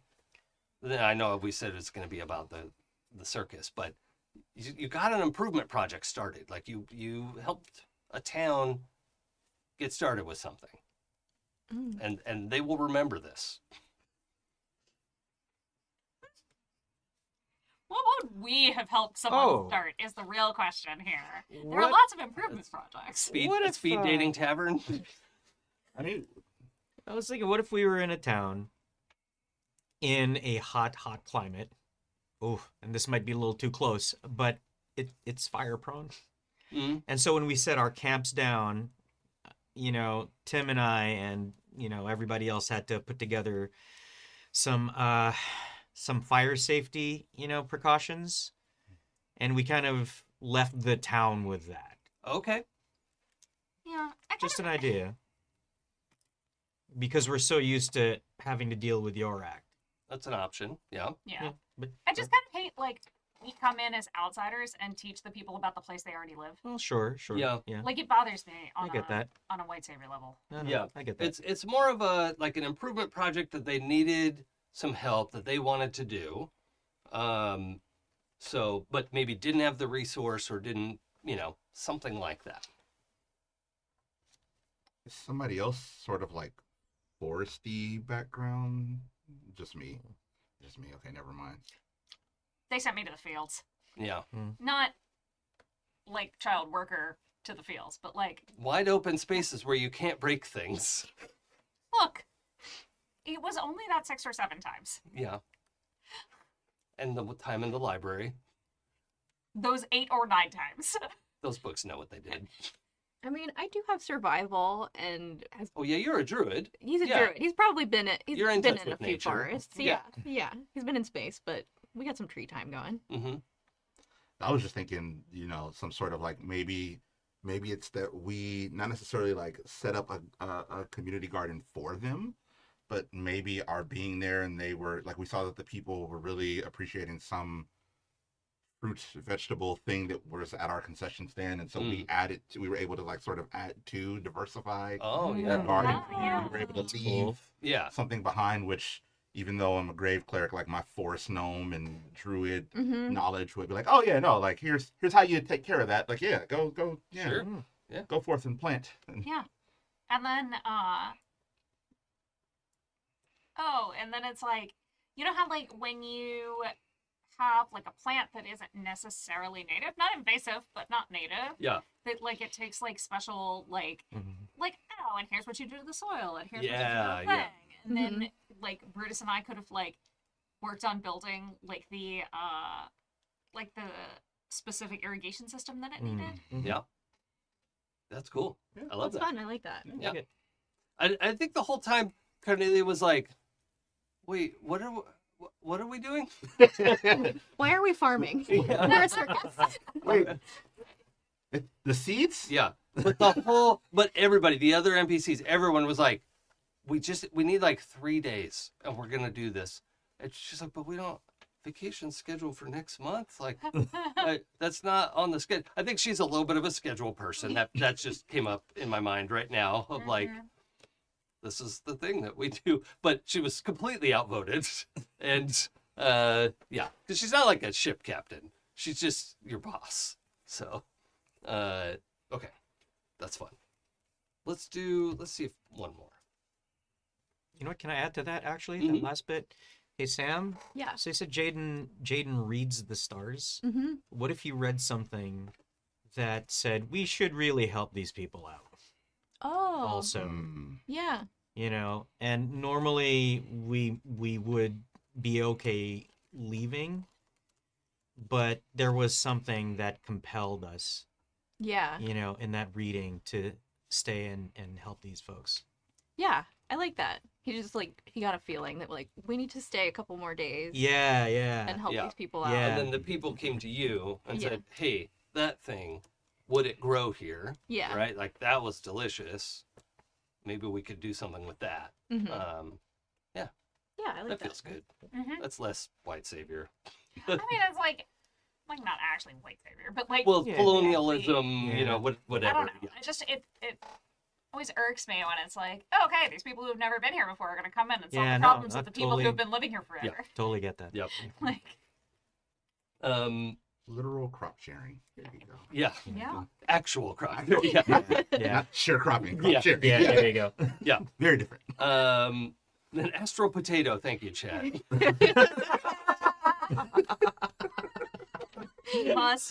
Must potato. Okay, last one. Some people in our location, our band, are superstitious.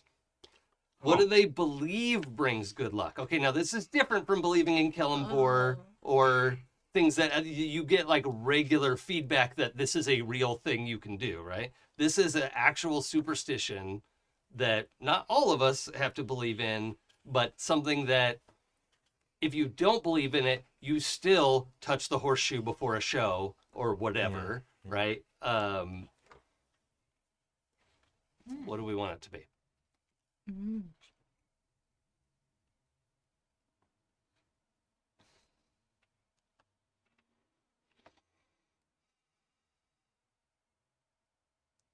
This is good. I'm happy with this question. This is going. The So is it- superstition's Are always we fun. thinking like a luck thing for the performances? Yeah, it's a superstition that brings good luck, Okay. right? I feel like it's not just. It shouldn't just be performance based. It should be for like the prosperity of Yeah, the like whole. when we settle circuit. down somewhere, Mhm. we've got to do this thing. Keeping in Okay. mind that this is a thriving polytheistic society that worships all kinds of gods for all kinds of reasons, and this is a little local thing that we've decided, sort of like your game day shirt, right? Like a team superstition. What that if it's level a of thing that we do before we leave a place? Like to help us get to our next destination safely. We burn the town down. Yeah. The end thing, 'cause we destroy the Traditional town. burning Yeah. of the town. Yeah. Or something like right before we set off, we all like spit on the ground and clap 3 times, kind of Oh. like that level. Yeah, of, that Yeah, kind exactly. of thing would Yeah. be great. Yeah. Mm-hmm. not Um, actually. What if you have to like bury a gold piece? We each have to take a gold Oh, piece and Cornelia bury would it be into the ground. so sad. Yeah. I don't think she would let that fly. Yeah, Okay, I don't that's think fair. that Like would. just circling back around that night, like we Yeah. never. Gee, traveled we very never. far that first Yeah. day. We do it the night before, and then she sneaks around like plucking the gold pieces out of the ground. Yeah, because even like putting 10 gold into the ground is really not going to break the circus's bank. You guys have a lot of money, but it's the principle of it. I don't think she could Yeah, survive. sure. But I do like it's like Or maybe like we have to throw something off the back of the ship as after we take off. Like, Maybe. Yeah. I kind of building on that. It's like, so every place that we are, like, we as a group make something. Oh, I have an idea. So, what if when we get where we are like setting up, we have kind of like a beacon that we set up to show people where the circus is, and it's like, I don't know, like a light up iridescent star on the top of it or something. But we can't leave until that thing has been put back in its place in the front wagon. And it's the last thing to And come it's the down. last thing to come down. Oh, Okay. yeah. So like if that thing's missing, we can't leave. And can we say everyone has to touch it before it goes in the box? Yeah. Mhm. Yes. Like, It gets hey, kind of like passed down we're along the taking line. it down. Hurry up! Yeah, like it's got to be like the hood ornament on Yeah. the wagon Yeah. before we can go Okay. to like Yeah. lead us where we're going. That's And like great. everybody, like everyone has to pass by empty the thing. Yeah. Mhm. Yes. Oh, I forgot to run something by you all. And now I don't want you to just rush and say yes because it's cute. Okay, this is a tone question. It is in D&D lore that there are gigantic space hamsters. Okay, I'm sorry. this is Giant a space thing. hamster. Hamsters the size of yaks. Okay. Good. And they are frequently used as beasts of burden. Some people feel like that's very silly. I would like to have a reindeer-esque cosmic hamster pulling the wagons. Yes. Yeah. But I understand if that feels silly, and we can veto that. So, what are our thoughts? I'm good with giant Have you space met hamsters. us? I'm fine with that. That's why I prefaced it. Because I have met you. What's Is the it- hamster's name? Is it Well, one or we'll have to multiple decide. hamsters? Wait, I was just It has to be Yeah. more. Like, does each wagon has get a their hamster? Or Well, the I was two picturing the hamsters, or wagons were tied together. They're like And then we trained. got, like, Yes, but okay. like one One hamster hamster isn't pulling pulling all all of them? those wagons. Okay, so two. They would have to hamsters. at least two be yoked together, right? And then they have to swap out, so we have to have at least 6 hamsters. Like, yeah, at least 4. Yeah, 6. Yeah. No, they're magical. Magical space hamsters. They Yeah. need long rests. Yeah, then they get them when you get where you're going. Fine. 4 hamsters. Oh, I'm topping out at 2. Two hamsters. Okay. Two giant space hamsters. Yeah. Okay. They're only yak sized. Yeah, it's fine. They're magical. They're And they very can, strong. they can pull this train, no problem. We'll say they're also a mated breeding pair. And so we also have dropped off some hamsters in local, like, hey, do y'all need baby hamsters? Because we've got this thing that's like the size of a Great Dane, you know, puffball, just Baby. Oh. Okay, so you can't say that because now I want one. yeah. But I think it is the sort of thing where the hamster pair like is like, yeah, we don't want to be parents. We'll just adopt that out, you know. Yeah. But every so often it happens that Sure. they're like, oh, there's the baby hamster. Another hamster. Well, dang it. Well, actually, the druid would probably know when it's coming. You're like, Mhm. ah, Are we It's just time. it's are we happening. just stuck in a town for the gestational period? Like No, they travel. It's Okay. fine. Yeah. They're very sturdy. Gotcha. Magically strong, they're but I came around because I first heard about it with the what was it, not Minsk? Minsk and Boo. Oh, Minsk Yeah, and yeah. Boo, right? Yeah. This miniature giant Who space has a hamster. miniature giant space hamster, which I always thought was just a like dumb joke. And it turns Go out for like the eyes, boo. Yeah. Go for the eyes. yeah. But it turns out it is part of Spelljammer lore, and I kind of like it now. So, but I acknowledge that it might feel too silly for some tones. But I think it's fun to have animals around. We are drama llamas. Okay.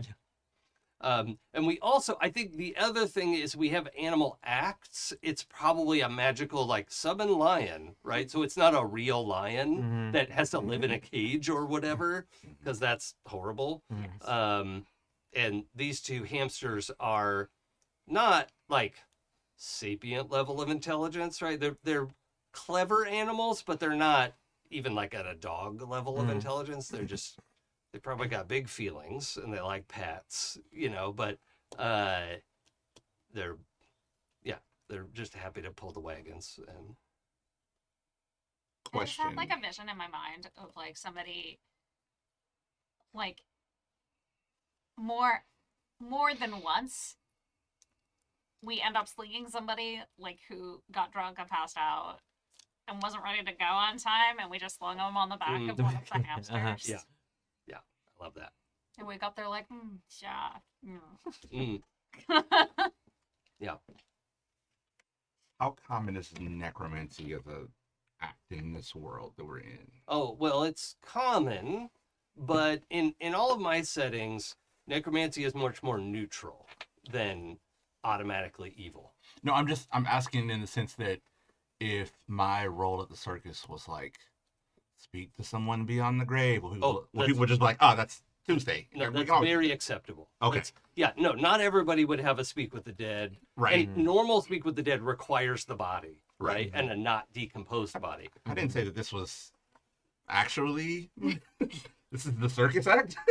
Okay, well, I think it should probably be actually speaking to their departed one. Gotcha. And we'll say you have a ritual that works in conjunction with your affiliation, Mm-hmm. and that you actually can speak to a departed loved one if they went through customs, Gotcha. right? Okay, If perfect. they just went straight to their afterlife, you'll have to tell them like, sorry, that's not in our plan. Yeah, they're gone. Like they're super at peace, bro. Yeah, They're not looking back. yep. Yep. Or they're in Avernus, and we don't need to bring that up either. Super at peace. Yeah. They are resting. They have made it to their final destination. Yeah. Yeah. But certainly recently departed, all that kind of stuff, Yeah. which is usually who people want to talk to. Like, where is the key to the thing? We can't open the garage. Tell me the recipe. Yeah. You never said gave me not the- when you're alive. You're Yeah. dead now. Give me the recipe. Yeah. Yeah. You said over your dead body. Here Yeah. we are. I think of the, 20 or 30 people you've helped speak, there's at least half a dozen recipe stories. Yeah. Oh, Right? yeah. Of like, Grandma. Damn it. That book was blank. yeah, That book was blank. that book is vibes and nods. And at least one. Oh, so this was your will? Really? Yeah, Oh, okay. yeah, yeah, Everything to Jeremiah? yeah. Awesome. There's definitely a couple of find out about some skeletons going on. Mhm. Yep. Mhm. Yep. Yeah. Okay. Cool. So we good. We have plenty of time left. What are our hamsters' names? Well, we'll have to come up with that. I don't want to rush that. Okay, all right. That's fair. Names are Okay, hard. yeah. Yeah, but we will name them. Okay. It's also why we only have two. I can't believe you let me have two hamsters. What? The wagons are The heavy. wagons are heavy. They're super strong. And they're stronger together. Okay. I've got two hands. I can pet two hamsters. Yes, yeah, that's true. That's an achievement in Baldur's Gate. You have two hands for a reason. Yeah. That's great. It's a Yeah. great moment too. Okay, so I think we've completed the Decima component. I'm happy with how far we go. Yay. Would you like these back? I'll do that at the end, so Okay. we're not shuffling all over the place. We have let's look at character sheet stuff Mm-hmm. and just make sure we've hit all of the big moments in character creation. All right. Also, we'll let people know how we built our characters. And I want to go through and have everybody say kind of what subclasses you picked and what selections you made from that, what spells you're focusing on, that kind of thing. Mm-hmm. So we'll go through, I'll explain, folks. If you're using D&D Beyond, which you should, I literally wouldn't play D&D without it. I just would refuse. You can play it without, but it's a good tool. So, credit where it's due. However, their character creation is in the wrong order. It should start with ability generation. When you have your ability, so I don't like rolling for abilities. I like either the standard array or point buy, so that you wind up with a reasonable amount of numbers. If you use point buy in one of my games, I do insist that you have an 8 or 9 score, so that you start with a -1 somewhere. I think it's good to be bad at something, particularly as a character. Obviously, I'm not in real life bad at anything, but I think characters are more interesting when they're bad at something. I didn't anticipate all of these characters being bad at the same things, but here we are. Define bad. Yeah. It's all right. Does anybody Average-ish. not have 8 or 10 in strength and or intelligence? I do not have a 10 in intelligence. 12? 12. Okay. Okay. Anybody else? 8s and 10s across the board. 10 on both. -1. Yeah. I need to point out that, like, when we were making my character, I was going to have a 12 in strength. And you convinced me to change it. I mean, you had other options and I listed them for you. And you liked the other option. It's true. So, that's fine. All right. So, ability scores. We have pretty typical builds, I think, for the most part, right? Our monk. What do you have? You have a 16 and an 18, I think. Let's see. You mean for my prime attributes? Yeah. I have a 17 dexterity and a 14 wisdom. Okay. Okay. Cool. But I also have a 16 constitution. Oh, nice. Yeah, you wanted to spread out the points a little. Yeah, exactly. I build my character out of standard array. So. Yep. Cool. And Gralen. I have, thanks to some of my magic items, an 18 in wisdom, and then a 14 in dex and con. Great. Okay. Jaden. I'm trying to get character names in my head. I've got an 18 wisdom also, 16 in dex, and 13 constitution. Yeah. Okay. So trying to get out of the way of things and knowing what to get out of the way of. Yep. All right. And we'll come back to that. Okay. And your Ezthe. yeah, Ezthe's stat array. Charisma at 18, 16 dex, and 13 con. Cool. All right. And for our martial sorcery subclass, it does not just automatically add charisma to all the attacks like the way the warlock does, or they can use it instead of their dexterity bonus, whatever, which was interesting, but trying to do something else with sorcerer. So, all right. So after you do your abilities array, you would do, in my opinion, your species and your background, which is almost exactly the reverse order of what's presented in the character builder. So we have our species are pretty well described. Jay, what did you pick for a background? For a background, I picked soldier. Soldier. Yeah, that just makes made sense. Yeah, You're yeah. trained to fight. and- exactly. Yep. Okay. And that's Brutus. Gralen, what was your background? I don't remember. So Okay. Give me a second. I'll come back to you. Yep. Jaden, Astral Drifter. Astral Drifter. We Listen. said before the show started, audience, I'm pleased as punch at how much we get to say ass on this show. Phage. Sage. Okay, that makes sense. Yep. And Ezthe. Wayfarer. Wayfarer. Yeah, that's a good one for that. Cool. And so that's our species, our backgrounds. Then we would get into classes. All right. So we're level 6. Nobody's multi-classed, I believe. Right.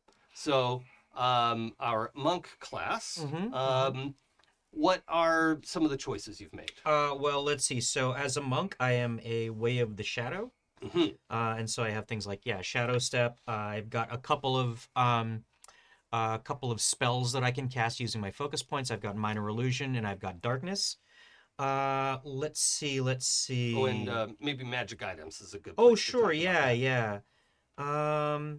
What else can I say? Oh, a couple of things. So as as a soldier, I get the Savage Attacker feat. Which lets me roll damage dice, like 2 damage dice for once per turn. It's pretty good.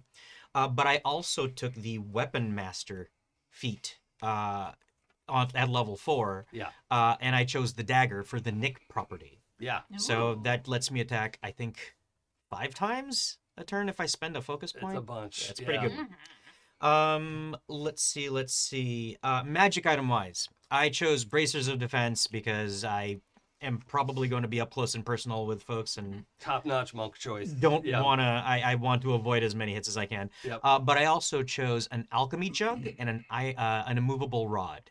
Okay, movable rod, classic. I don't want to spoil anything. Sure. That the surprise should be the surprise. Tell us, what's the alchemy jug? The alchemy jug, it's a jug that's about, yay big, maybe about the size of like a volleyball or a basketball. And you can command it to fill with various kinds of liquid. Once it... Can it be soup? You know what? It can't be soup. Oh. I mean, it could be if you allow soup. Sure, like a broth of some sort. Okay. Yeah. But generally, it's things like grease or oil. You can make it do a little bit of poison each day.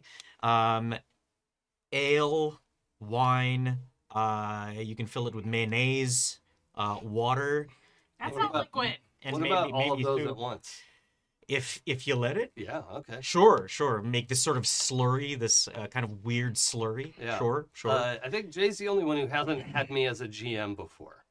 Ooh. I won one shot. Oh, there was a a one shot. Yes. Yeah. But I do the weird stuff. if you're okay with soup and slurry, I will certainly add that to the list. Soup is liquid. Yeah, there's very little I'm not okay with. Okay. All right. So we'll just clear it in a case by case. Sure, yeah. And I use it for things like, you can fill it once, you can have it generate liquid once per day. Mhm. And so if we need fuel for the fire act, I'll do that one day. If we need to refill, the casks, I'll do ale the other day, that kind of thing. I think with the ale and wine, you're probably not going to need to because Rosemary is very Particular about the kind of... protective and like she has some weird shit going on that's like bubbling and she's like Okay. brewing things, right? Mayonnaise is the default then in that case. Sure. Okay. Oh, Wow, that was a very visceral reaction. A basketball full of mayo? yeah. Why? That's nasty. That's nasty. No, yeah. Anyway, again, as needed. When did that- I mean, you never know when you're gonna need. I think it's like 5 gallons of mayonnaise. Or something Jesus like that. Christ. Hold on. That's more than a basketball. Yeah. 2 gallons. 2 gallons of gallons. mayonnaise. It's a Still little more a lot. reasonable. That's still a to lot. mayonnaise. But noted. Okay. Okay.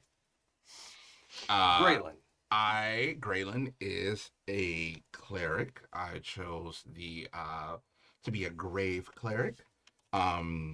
This gives me a lot of things, mainly as I was really trying to play protect and guard the grave of my fellow teammates. So as I might regret later poking at Jason last night on Slack that I'm basically gonna play no fun for the DM is what a lot of my abilities are. So I can like cancel crits and like cancel advantage, and so like just this idea that I'm very protective over who sends who to the grave and when. Yeah. And that's my job, I not love that. yours.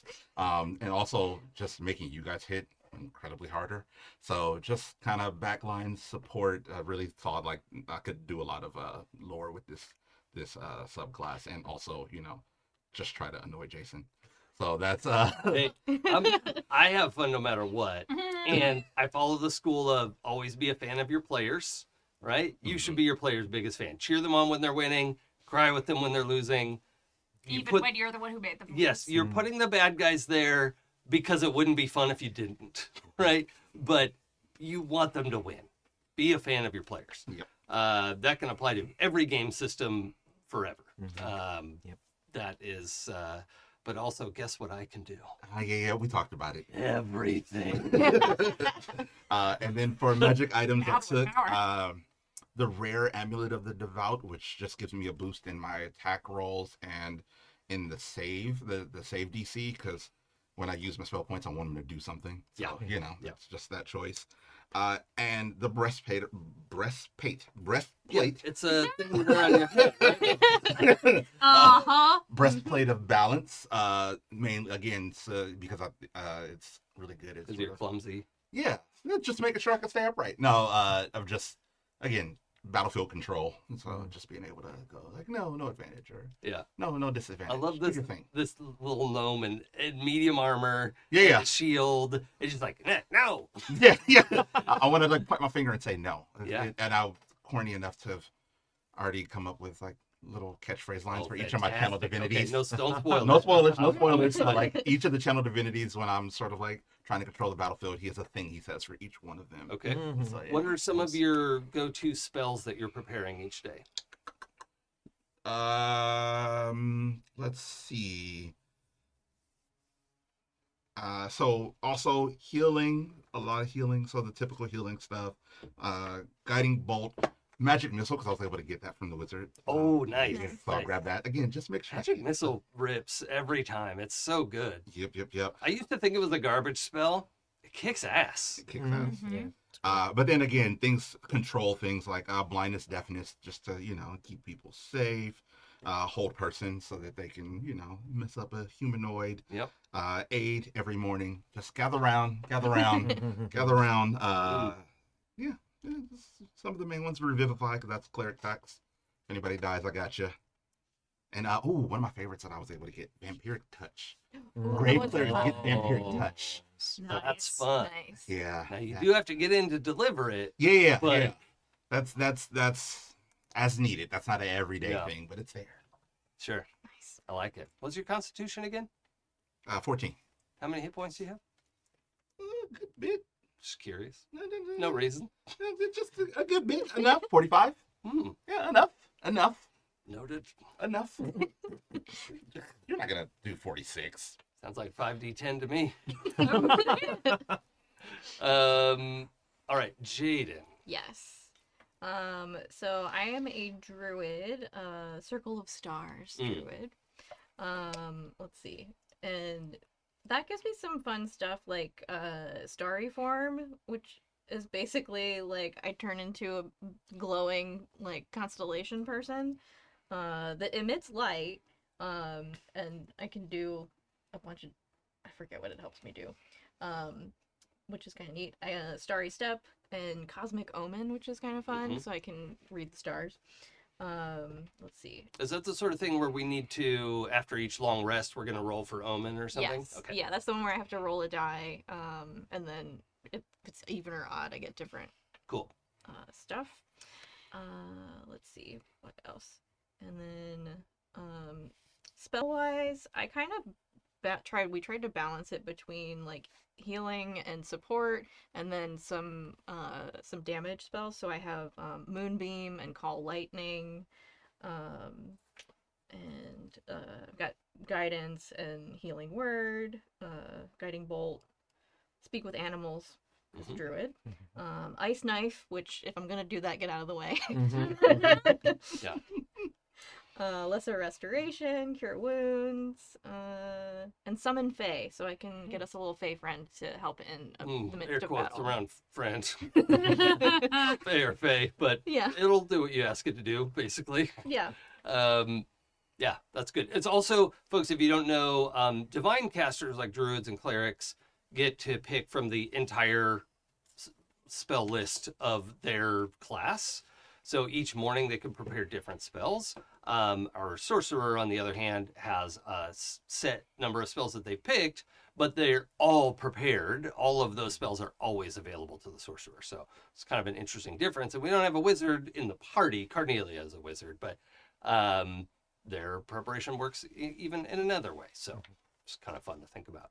But it's also, like I was telling Sam when we were working on their character, like Sam doesn't play much Dungeons and Dragons. That's fair, right? No, Like, this is the first time I've played a campaign of it, Right. actually, ever. Okay.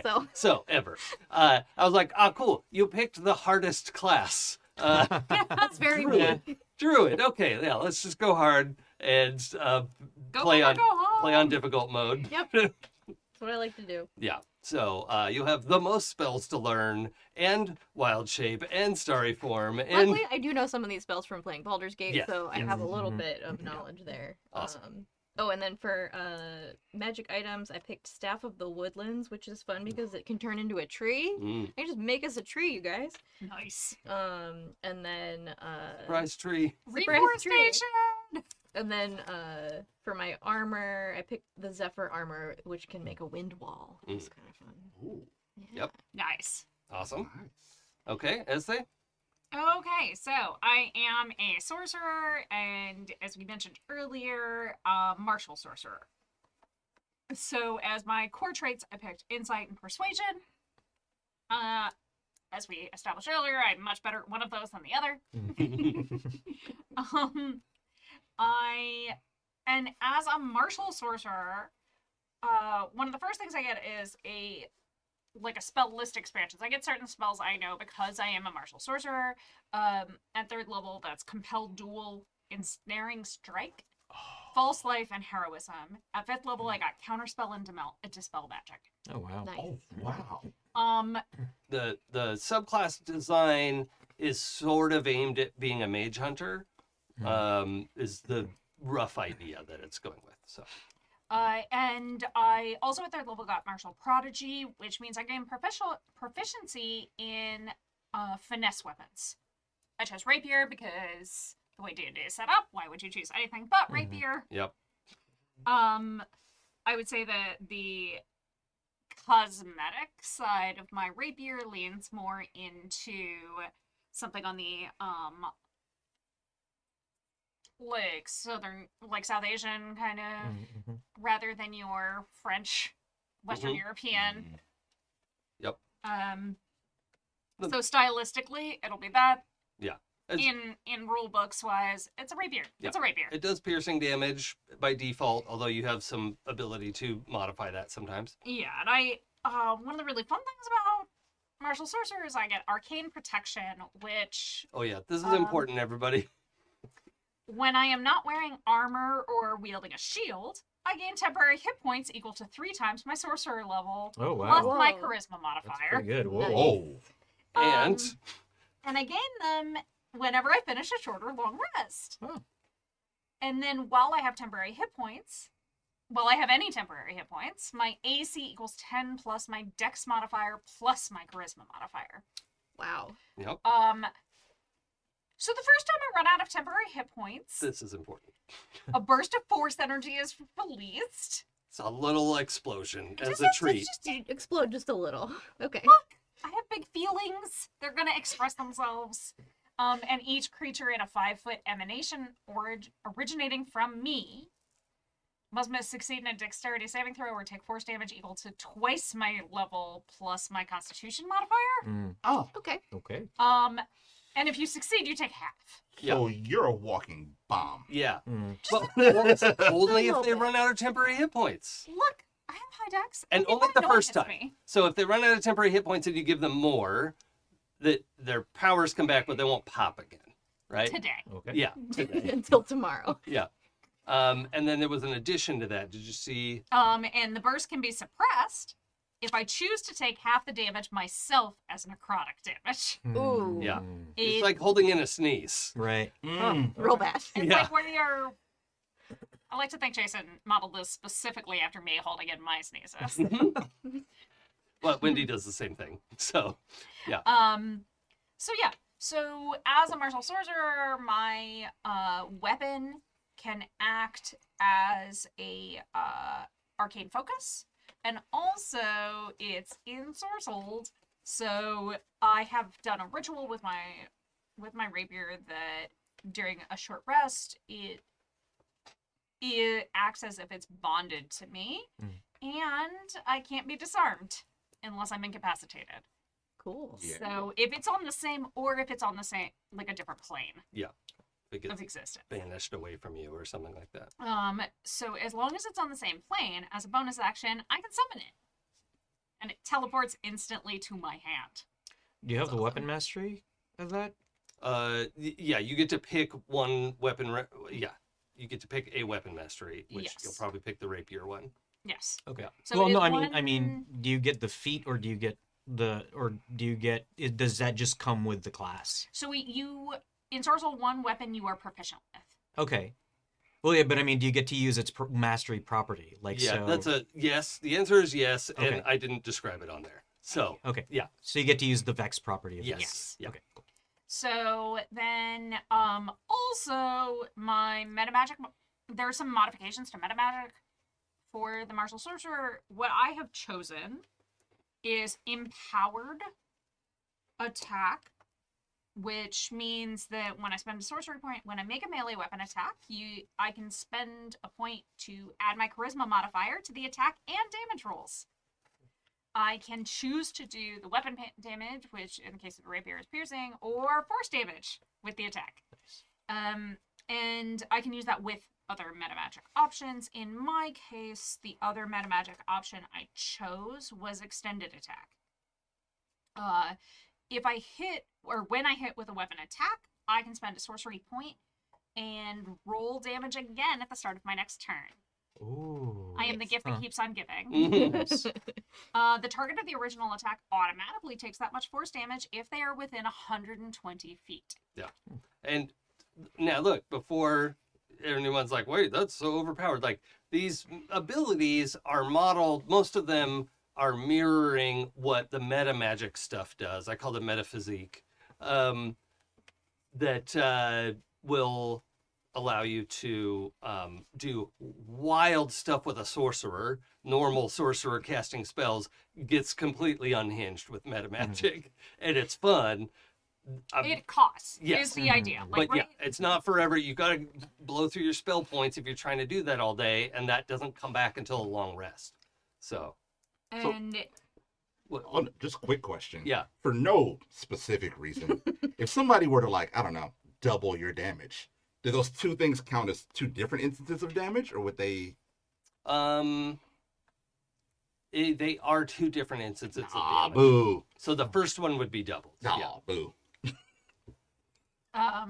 yeah, because I actually have to, for extended, I have to roll again. Yeah, it's a new roll. Gotcha. It's just like an automatic hit. What does it cost? And we'll see if that cost is enough or not enough. We'll find out. Yep. So we talked about that. We talked about that. Okay, so for the other thing that I have is the old one too. And when you use a magic action to cast a cantrip with the speed of one action, I can make a melee attack as part of it. So, like, It's kind of like the fighter's, extra attack. yeah, it's kind of like my sorcerer's component, like somatic component to the spell, is attacking you. But it's for cantrips specifically. And casting range spells while in melee range no longer have disadvantage. Oh, nice. Because I'm going to be up there. Yeah. Like, it is the point of my Because character. like 3/4 of the spells would be useless to you. Yeah. So, yeah. Arcane Riposte. Thank you. Riposte. When you take damage from a target within 5 feet, I can spend 2 sorcery points as a reaction to reduce the damage by half, round down, and I deal that amount back to the attacker as force damage. Nice. Active listening. Yeah. Active listening. Yeah. And I don't have to see them for it to work. Yeah. They just have to be close to you. It's a melee range thing, but Yep. And then specifically for my, like, I am a chthonic tiefling, so I chose, like, that gives me some fiendish legacy spells, which are Chill Touch, False Life, Rave, Enfeeblement, and I know the Thaumaturgy cantrip. And the languages I chose were Gnomish and Giant, because I ran with the gnomes when I was a kid. And I just love giants, and I really want to. the two extremes. Yes, look. The smallest and the biggest. We're gonna have secrets. Yeah. Like I said, we're best friends. Yeah. Does anyone else speak Gnomish? No. Okay. And then my specific like my magic items that I picked. Let me open up my bracers of defense. And Cape of the Mountebank. Oh, Which very nice. smells faintly of brimstone, like you do.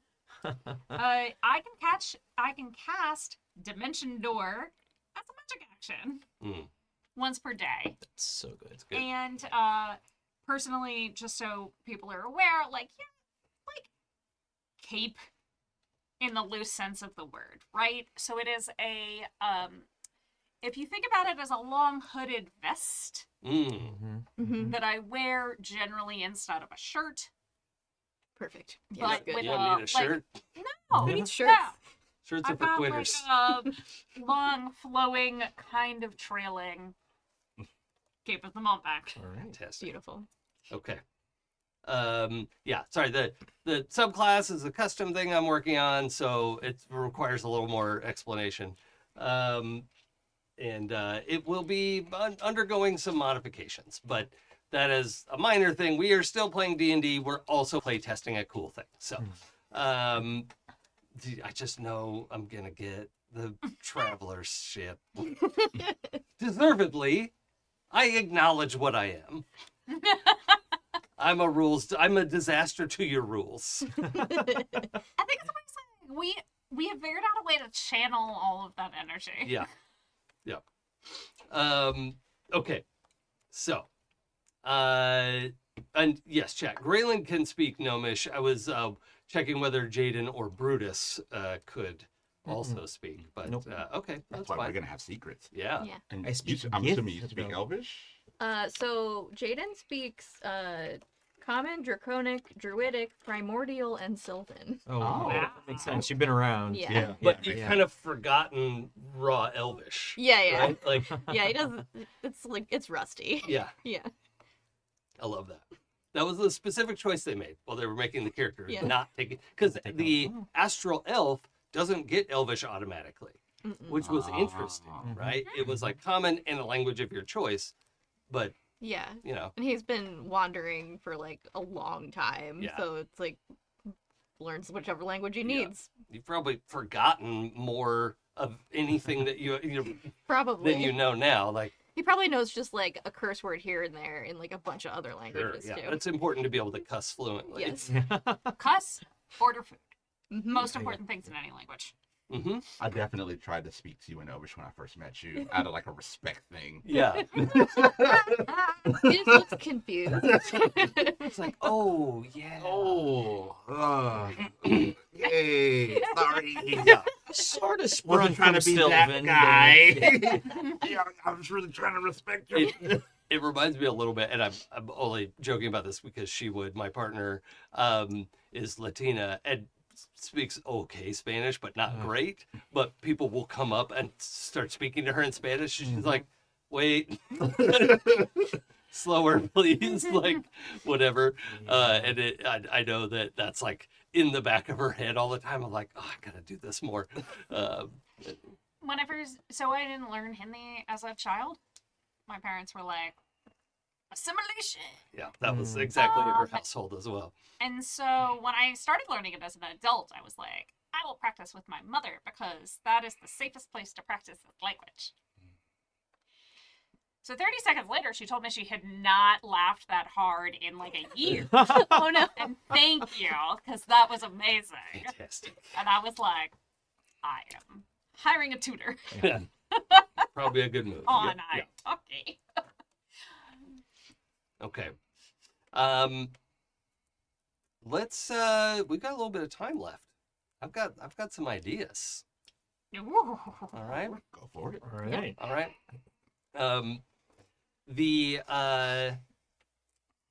The caravan is in motion, right? You're moving from in space, going through. And it was not part of the original navigation, but you're realizing you're coming close to the I had a name. I didn't write it down because I was like, oh, that's clever. I'll remember. But fantasy space truck stop. Any ideas? What's that one you always see on the road? Mexico. Mexico's good. Loves Flying J. Loves is what I was thinking of. Let's call it Lobes. No. No. No. That's a whole other place. That's downstairs.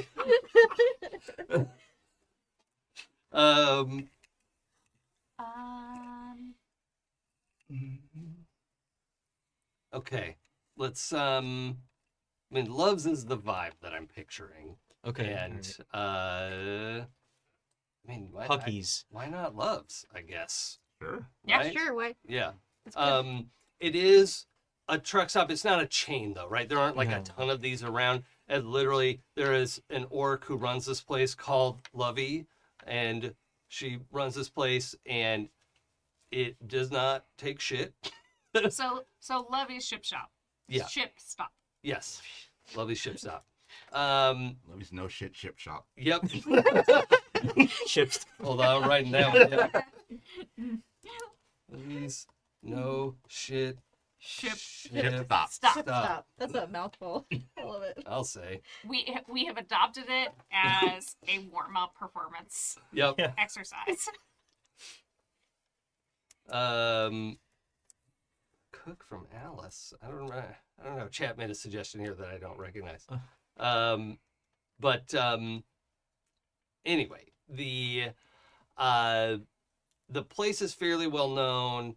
The Lovey was like a ship captain for a long time and is now 40 something, but had a like good enough run of things and like didn't get robbed by pirates enough, that like was able to build her nest egg and come open this place that she really wanted to open.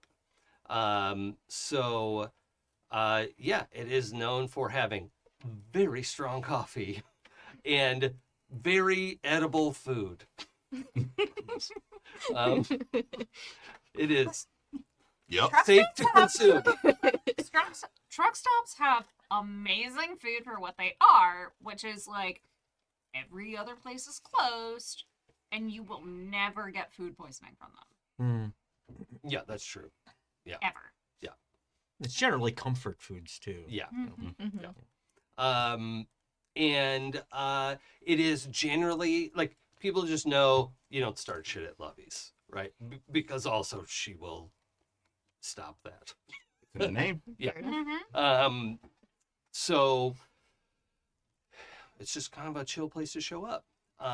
However, there's something not chill is happening at Lovey's as you pull up. And of course, this was not on the navigation stop. I assume, let's see, who's driving today? Let's say I'm driving today because it wasn't on the navigation stop. Yeah, okay. I mean, it's a little, like your navigation's over here. You have to veer a little bit Yeah. to go over there. We're but, only like, a fraction of a right degree there, off. like you can almost read the sign. You recognize the signage without even being able to read it from this far away. But it drifts, it's not always in the same place. So, when you run into it, it's like, oh, sweet. Mhm. We get to stop there. And, you start to go off course a little bit, and Carnelia comes up to the top of the wagon, like, what? Why are we turning? Like, we don't need fuel. Like, we don't need anything. I pat my belly and I'm like, oh, sorry, needed a little something to refuel. Oh, fine. This is not leave. And she's like goes downstairs yelling like, this is not shore leave. This is we're 1 hour tops. You could just hear her going through the wagons. So the wagons are separate entities with like a hook and pole between them, like the way a train hooks together. But when you go in, you can walk through all three of them, right? They're like tethered close enough that you can. No, you don't. Like it's one space. Oh, I gotcha. Inside, right? Yeah. And it's like the size of It's kind of like Snowpiercer-esque. yeah, I guess. Yeah. It is one contiguous space inside that is huge. It's not like even a tour bus. It's like a Viking longhouse, right? It's like a huge long space that is very livable. There are not really bedrooms, but you know, for traveling, there's bunks that fold down, and there's a little kitchenette, and there's all kinds of stuff in there. It's very comfortable, but it's nice when we get there and we can unfold everything, because when you do that, that big space goes away and it turns into these separate like apartments, and one of them's a stage, and one of you go inside there and it's a whole other thing. So but you can hear her going through, just telling everybody as they're whooping about like, oh, we're at Lovey's, oh great, that's not short leave. You get 1 hour. However, you're up there. Would anyone else be outside on top of this, or you're just chilling as we're going? What would be, where's Ezthe at this moment? He spends a lot of time while we're traveling. They have a card deck that they're constantly trying to get people to play cards with them. They're not a shark. They just really feel like cards is what brings people together. Sure. Like, and it's not necessarily like gambling. Great, okay, but want to just play some rummy? Also great. Like, it's just any card game. If they, like, the quickest way to their, like, into their good graces is to teach them a card game they've never heard of. Okay. I think Johnny the Juggler, who is a close-up magician, he tries not to cheat at cards, but sometimes it just happens. When you're that good at something, you're like, oh, I did not mean to take your wallet. I'm so sorry.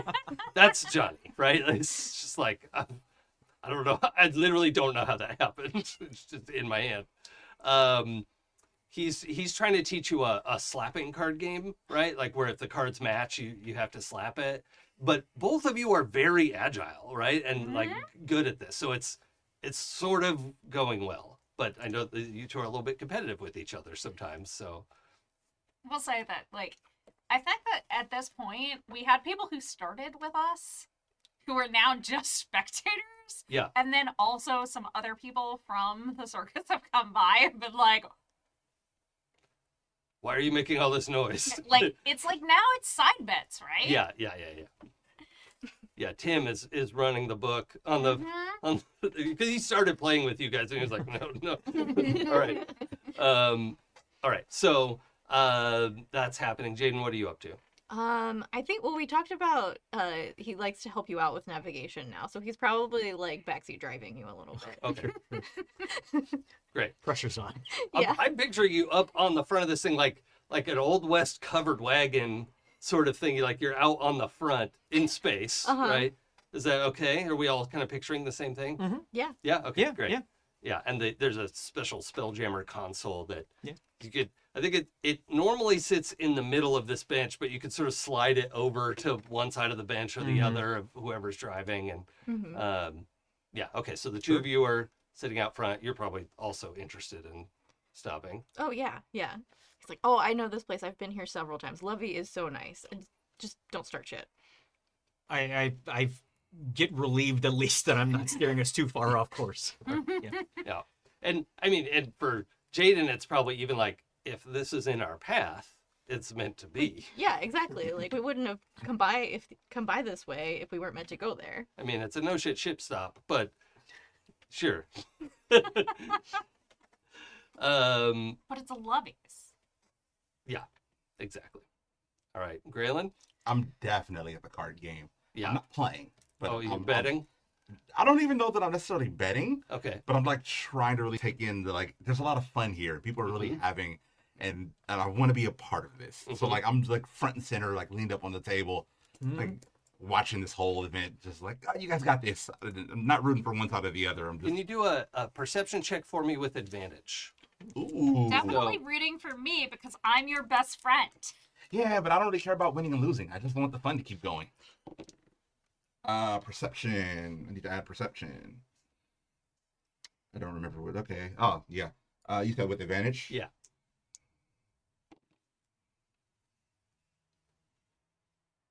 that's better. 17? Oh yeah. Okay.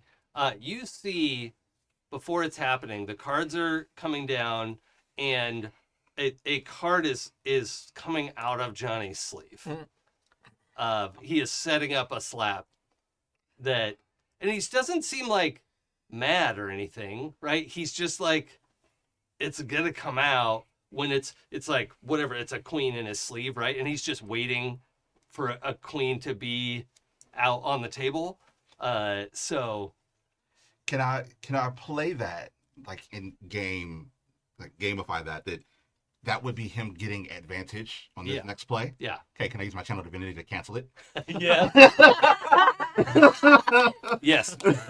Or no, that's my armor. So I use my armor because I use my armor to cancel advantage. Yeah. So I see him do that, and in that second, nobody realizes why, but I just very subtly tap my armor twice, and then that card slips all the way down the sleeve, and he no longer has it. Yeah, I'm gonna have it get like stuck, you know, and he draws a card where he was trying to draw from his sleeve, but he just plays a regular card and goes to slap it, and then gets penalized because if you slap a not match, you lose that round, and so everyone's like and he's like, what? I mean, dang.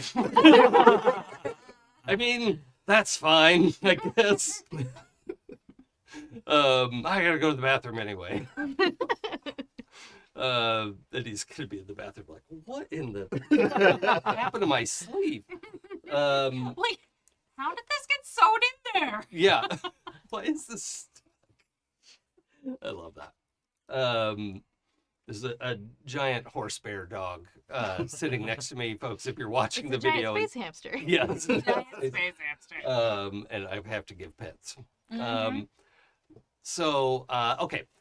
The point for you two who are riding up top, you see a sort of classic 3-mast tall ship has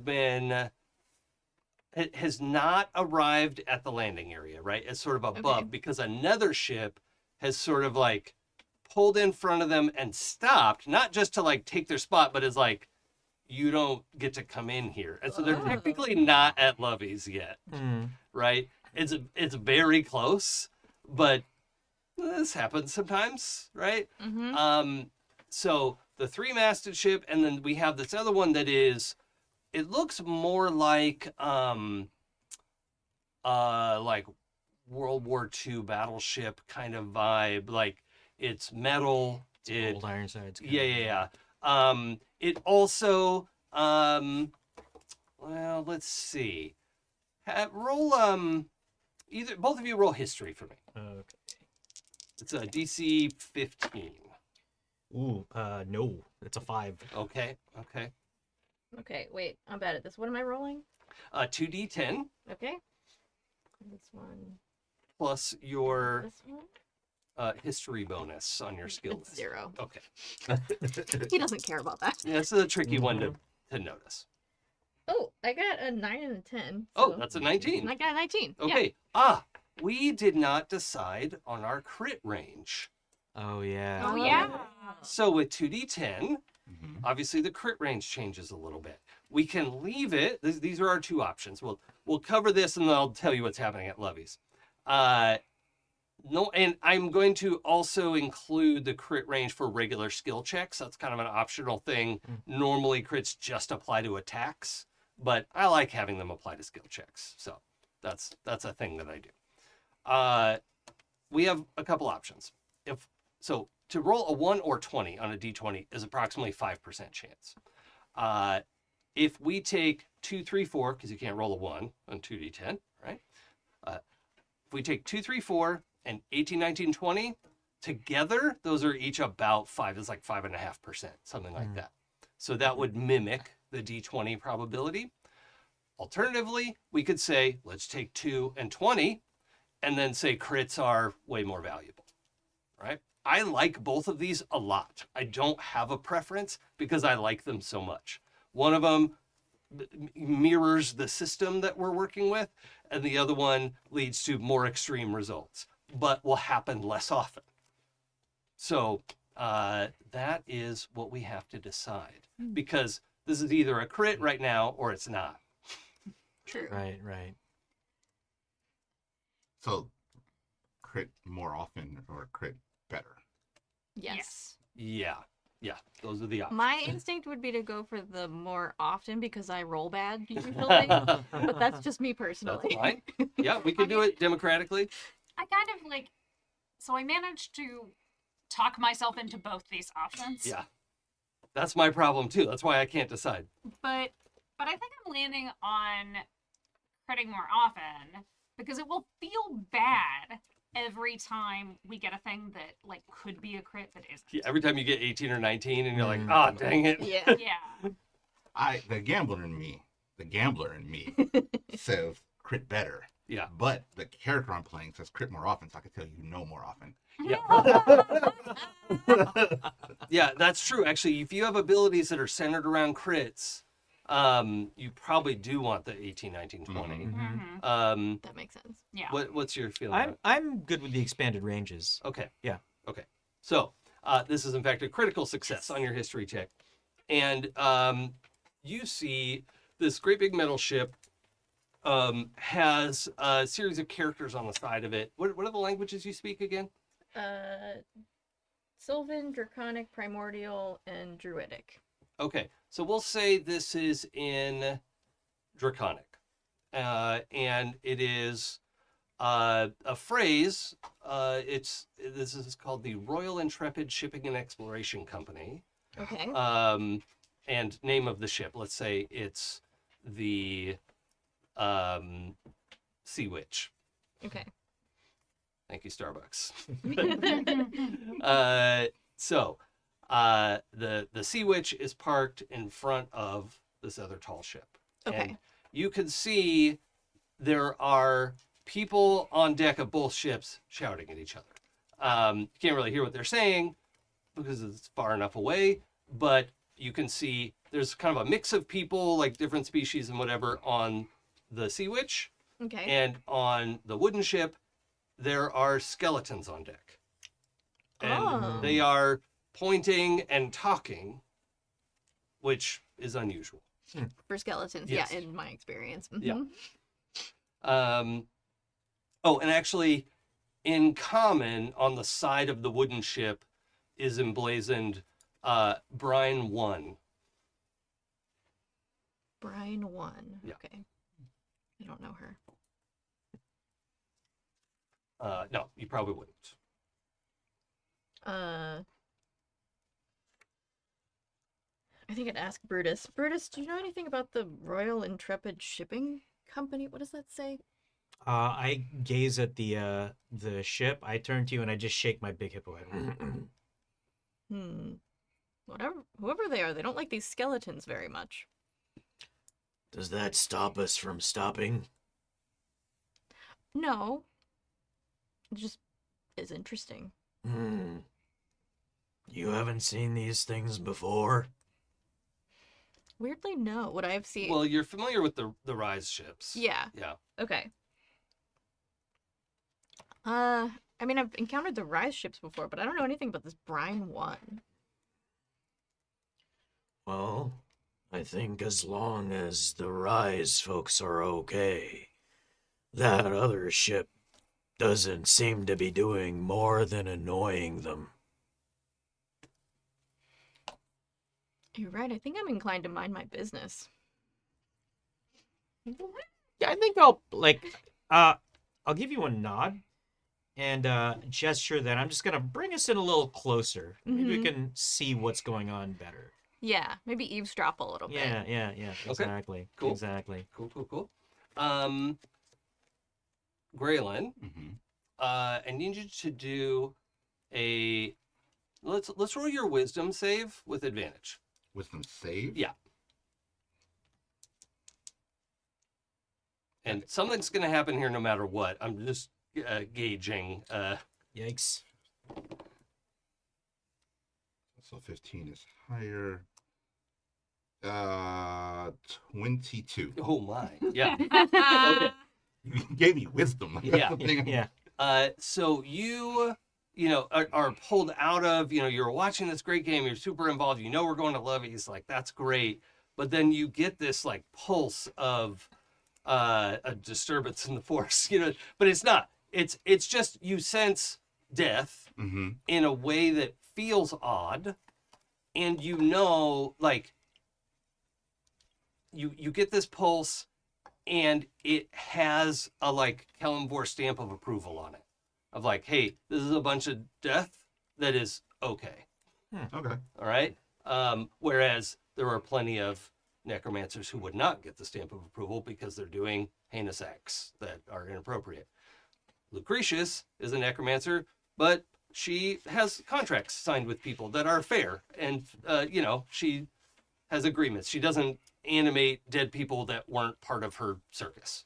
So Kalimvor doesn't have a problem with what she's doing. He would like you to keep an eye on her, but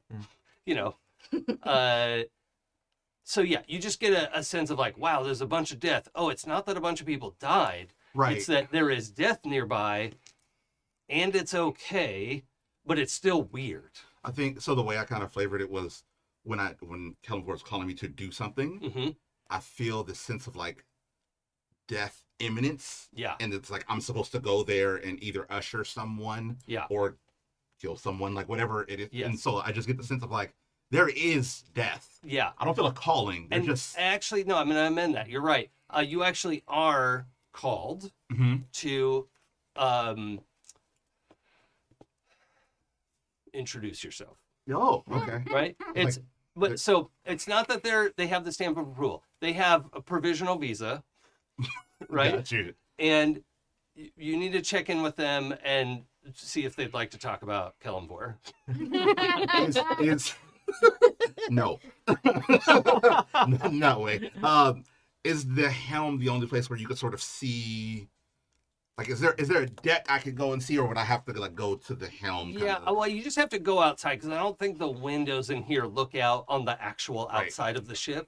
I think they look onto like this one's looking into a green field, and this one's at a snowy mountain, and Maybe there's like a hatch up top. You can yeah, pop you up just to go the out roof. through any hatch on So top of the building. I'll pop up on top top of of where I am, it's Yeah. just so that I can see what's going on. I'll look out, and then I see the skeleton Yeah. ship, and I would say the skeletons are a little. I would say you've probably seen a lot of skeletons, Right. animated skeletons.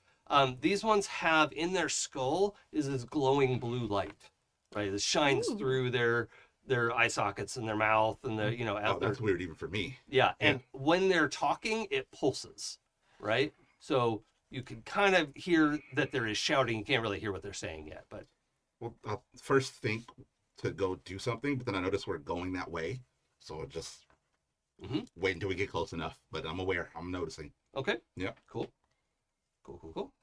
As you get closer, you can see that the members of the Sea Witch are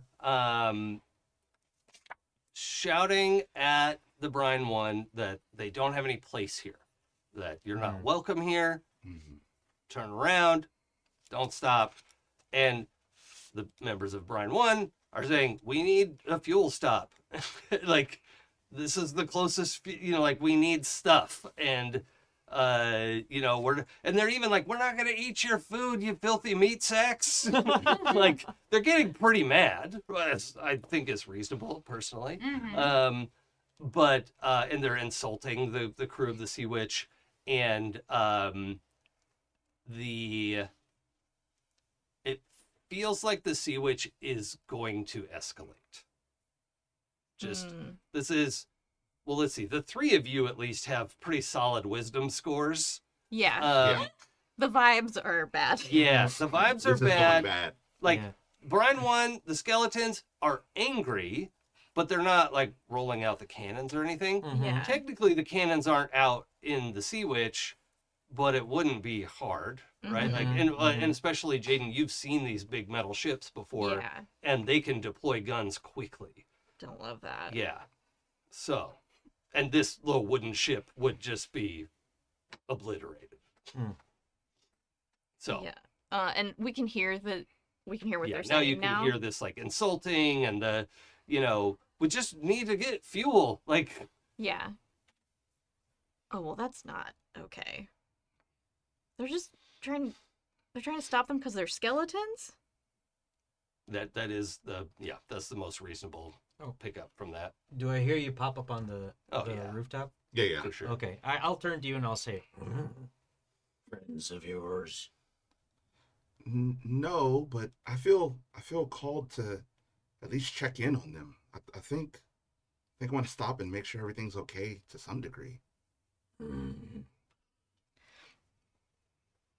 I think if nobody stops me, I'm gonna start. I was gonna go around and kind of skirt around them before, but I think now with the two of you mentioning this, I'm gonna actually like start heading maybe to pull up alongside the wooden ship. Does there seem to be a ringleader on the Rise ship? Oh, the Sea Witch, the captain is standing out there Okay. yelling at them. Can I use a cantrip to be a bitch?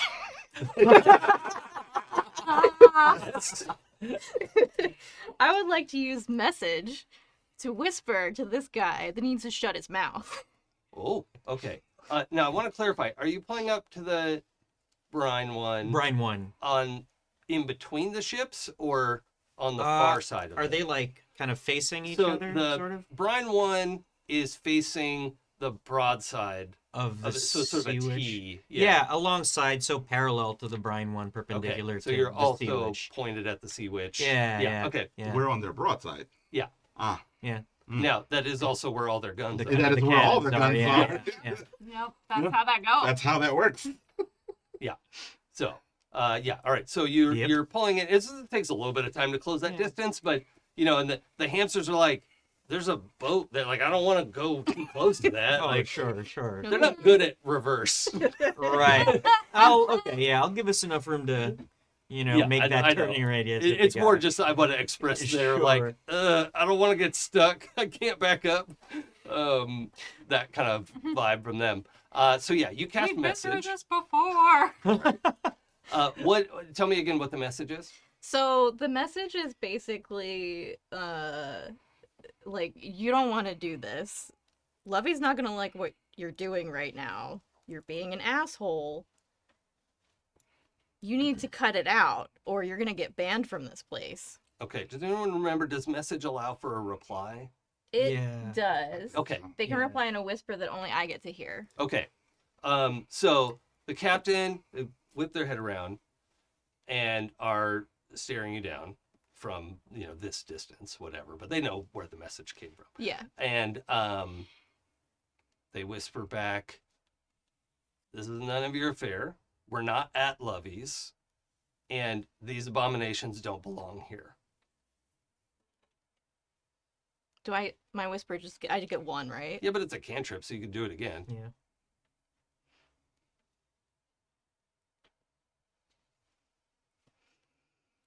Yeah, I'll do it again. Say, you're not at Lovey's, but you're close enough. You really want to risk it?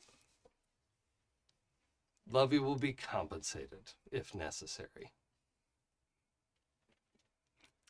Oh. Are you, Yeah, he tells you what they said. They're about to start this ship right here, because they have something against skeletons. I'll just like yell out. Can they hear me? Can the captain and the other folks? Yeah. I'll just yell out in my biggest hippo voice. What seems to be the problem? Okay. Yeah, and you get a barrage of yelling from both sides of the Sea Witch. More than just the captain are yelling like, "Look, these undead, disgusting, creatures," and the skeletons are like, "We just need to refuel." Whatever, because there aren't a lot of prevailing winds in the Astral Sea. Right. So their sailing ship works great when they get where they're going, but Yeah. it has astral fuel or whatever. And they're just trying to get in there. Okay. So I'm close enough to yell to the ship now, right? Yep. It's like they'll hear Yeah. me. I don't even know how I would approach this. Obviously I need help, so I'm not gonna be like, do you need help? Well, okay, so you've been trained as an ambassador Right. to the in-between empathy. Right. Right? So you have been imbued with authority that not everyone necessarily understands, but you have been, right? Like it wouldn't, from your character's point of view, you're in a position to say, hold on, I'm taking control of the situation. Right. That, like something like that of like, I have diplomatic immunity and you need to stop and listen to me would be a reasonable thing for you to think. Right. So that's what I was thinking more so on the line of not necessarily with the other ship, but like with the skeletons, like just going like, hey, like, where's your captain? Can I talk to him? Where's your captain? Let's have a conversation. Bring him to me. The skeleton. The skeletons, yeah. Okay, and you're going to board their ship? Yeah. Okay. Yeah, that's going to give the Sea Witch a minute to... They don't... Well, right now I'm just yelling, so Yeah, like... yeah. No, but like, the Sea Witch doesn't want to fire on you guys. Right. Right? Like, Yeah. that's a bad look for them. Right. So... here's the thing. The setup is such, you guys are closing enough distance, but here's kind of the potential outcomes. If it looks like you're going to try to do something like that, they're probably going to try to fire on the ship before the caravan is in the way. So not dealing with the Sea Witch captain in some way is risky. Gotcha. Right? So either intimidating him or persuading him or something like that. Excuse me. And Okay. That's Perfect.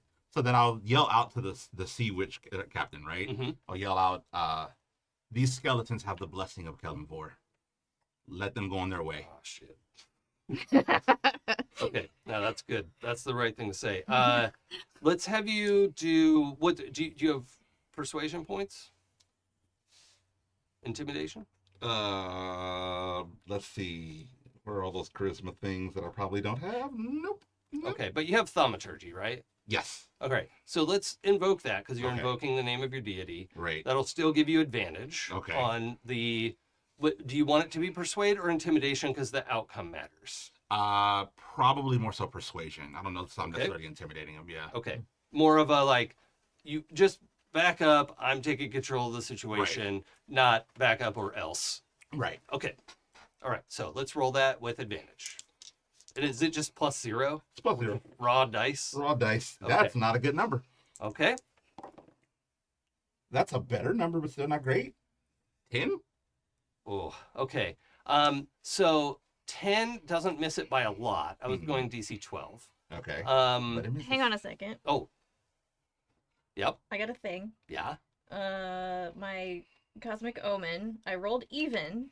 So whenever a creature I can see within 30 feet of me is about to make a d20 test, I can take a reaction and roll 1d6 to add the result to that total. Oh yeah, you just need a 2 or better. Okay. Just don't roll a 1.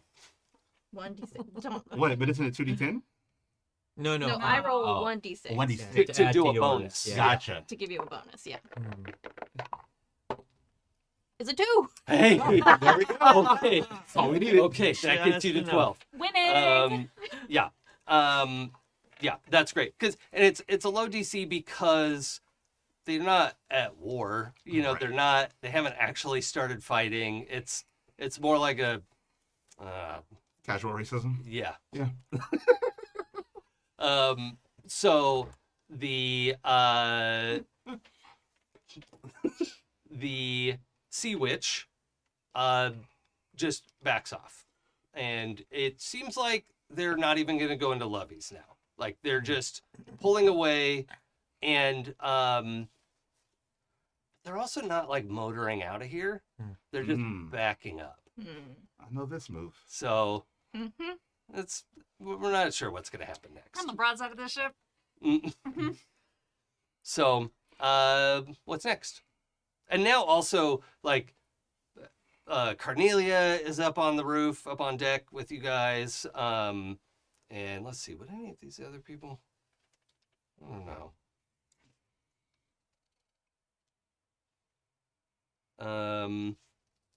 No, Rosemary, Sage, and Tim would stay under. Johnny's not nosy. Oh, Erie is probably up there. Just curious, you know? So Yeah, Cornelia and Eerie are up on deck with you. Where's Ezthe at this point? You can hear all the shouting. And once I hear the shouting, I'm like, I feel like Johnny has gone to the bathroom to figure out what was going on with the sleeve, and I'm like, okay, well, I guess the game's over, and the shouting starts, and I come up. Yeah. Because where people are shouting, I want to be. Sure. And then could I say something now to the brine ship? Yeah. This is Dion apologizing. This is not Gralen. But Gralen would then yell to the ship, like, hurry, do your business while we're finishing up what we need to do here, and we'll escort you out at least a safe distance. And then immediately go, ooh. Oh, you just promised an escort. Yeah. And yeah. Okay. Oh, it's friends of yours. I don't know them, but I feel connected to them, and I feel like they're my responsibility. You feel Cornelia's hand on your shoulder, Mm-hmm. and she says, "Please explain yourself." Very quietly. I got a calling. They were in trouble. They would have been eradicated, and I just want to make sure they're safe. I feel like I was called to, and I have to abide by my callings. She like taps the symbol of Celeborn on your chest or whatever, like a calling. Yes.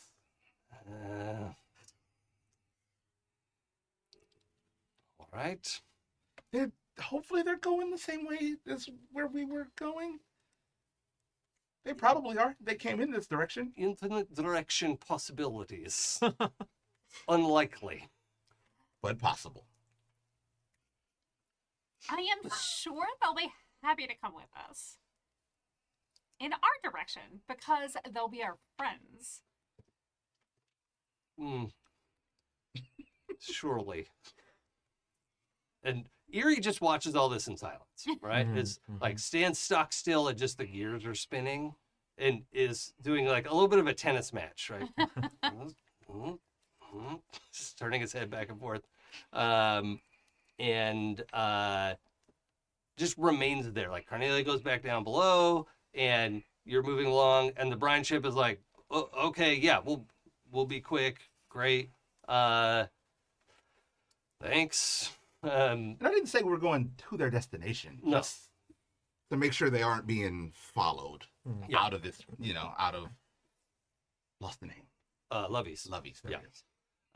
So there is just a vast array, like a Costco parking lot of berths, right? Of like different shapes and types and, all kinds of places to park. And there are plenty that would suit a tall ship like this, right? Mm-hmm. So they pull into that. You have room that's more of just like a solid parking lot, like RV parking,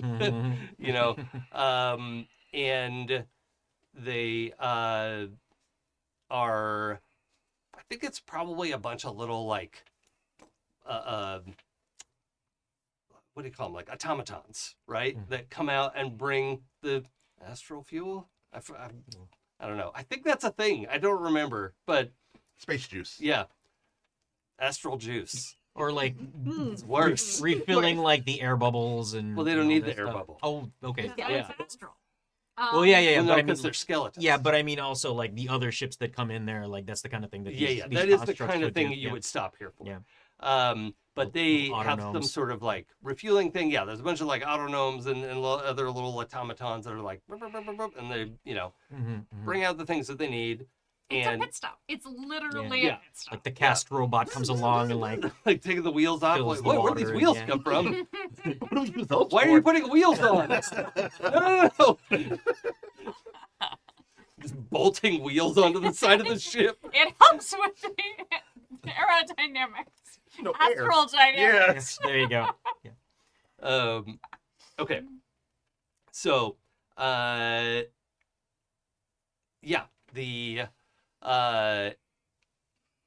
their stop is quick and efficient.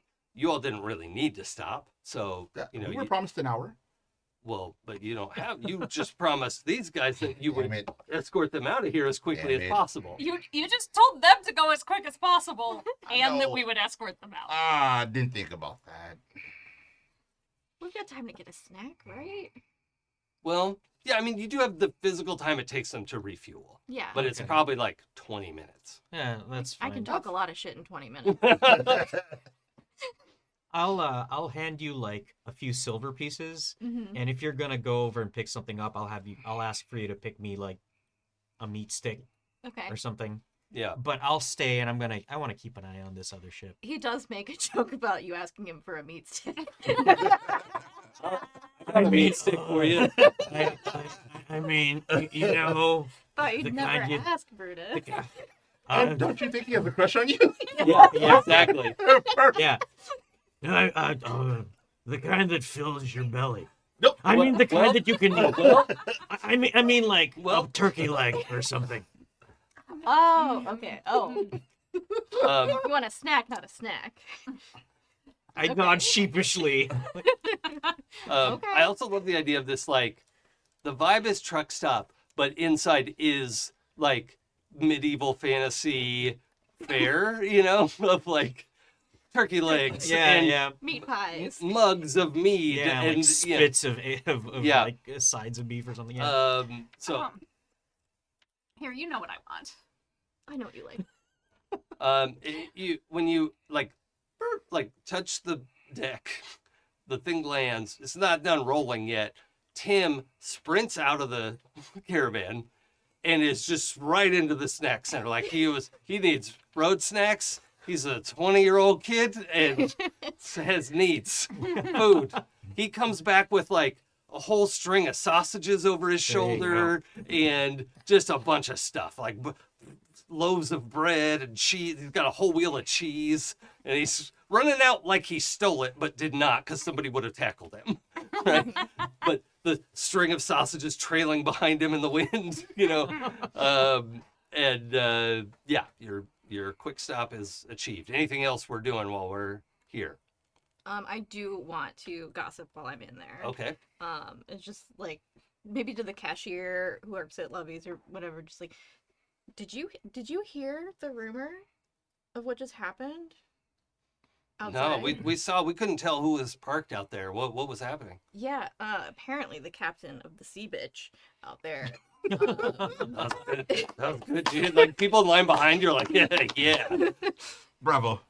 He has something against skeletons. What skeletons? What are you talking about? Yeah, the skeletons on a ship. That's is it a ghost ship? Like what are you talking about? No, just skeletons. They Random. kind of look past you at where they're now being refueled, and a Yeah. bunch of skeletons are on deck, like moving stuff around and hauling the mainsail and hoisting the jig. Probably. Doing ship things. Yeah. Doing ship They're things. just sailing a ship. like Yeah. Normal people. So their response is less hostile than the captain's, but this is new. Oh, Right. okay. The people here are like, what is happening? Some people are like the equivalent of crossing themselves, and Yeah. others are like, well, I don't know about that. I'm this part of town, you know. And other people are like, huh, that's weird. I didn't know skeletons could work like that. Like, well, Yeah. so yeah, there's a whole mix of reactions, but this is not common. Okay. So, Really? You guys have never seen skeletons sail a ship? I mean, not like that. What's with the glowing heads? What are they supposed to see? I never thought of that. And I think you do also wind up with a few people who are like, okay, and we're done. I'm just gonna walk away from the conversation. That there's a mix of Mhm. reactions. Okay. Weird.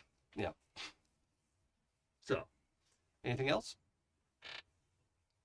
I just want to keep an eye on the sea witch. Like, Yep. what are they doing? Are they approaching? Or No, it's Okay. kept a steady distance, couple miles out.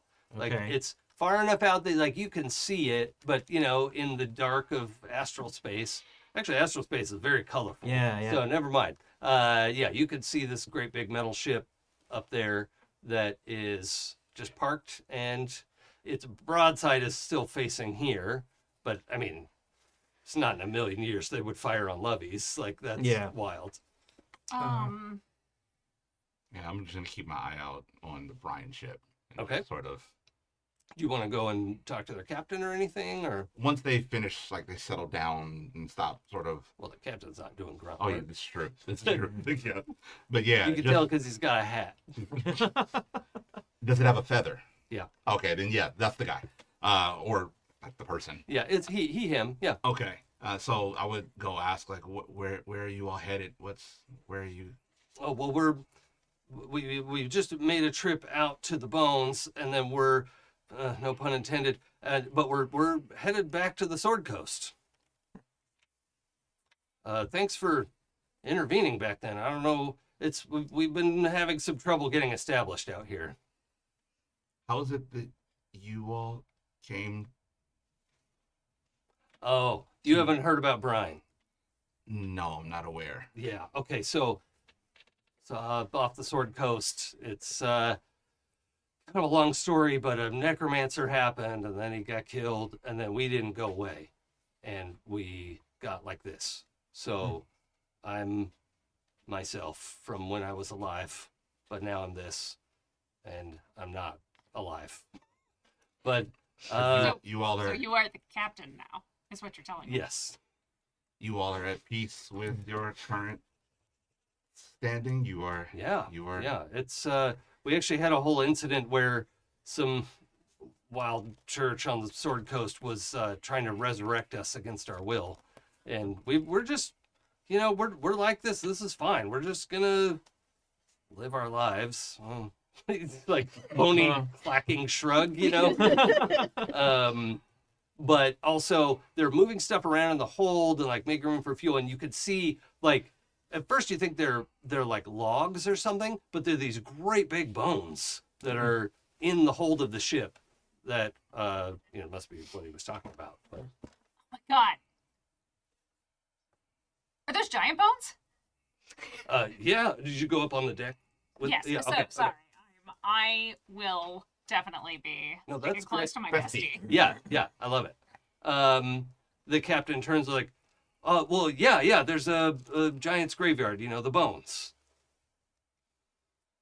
Giant. What? Yeah, well, I mean, not like hill giants. They're the size of a planet. My new second best friend. Oh, My new second best friend. Tell me all about it. Okay, so this captain's super stressed out, and I'd like you to make a persuasion roll. Absolutely. Just because it's like, this is not a business question, right? And it's like, wait, am I going to just relax and answer this cool question right now? Okay, so that's a 13 plus. fucking million. You just need DC 15. Oh, yeah, I definitely got it. Yeah, okay. Yeah. I've seen your charisma stat. So yeah, he softens. Well, it's a little hard to tell facial expression, but the light is a little less intense. It's you could tell from body language.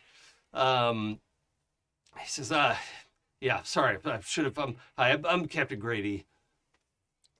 Shakes your hand. If you Oh, yeah. great. any hesitation grabbing the bony hand? No, not at all. No? Okay. No. All right. And tell me your question again. That Jason, not Captain Grady. Oh, He remembers. I want to know all about the bones. Oh, and there yeah. are giants Yeah. there, Yeah. apparently. So yeah, there are a few places in many different parts of the Astral Sea, not just this realm, where sometimes the old gods took physical form and got killed in whatever they were doing, and they're just floating around, and they turn out to be really good resources for all kinds of stuff, really good like magical supplies and components and all that sort of thing. And we're kind of known for bones. Do you know whose bones you have on board now? Nope. It was a big collection, though. Wish we could have gotten the skull. And like 6 other people are like, ah, man. Like, My ears definitely perked up at old gods. oh, yeah. Okay.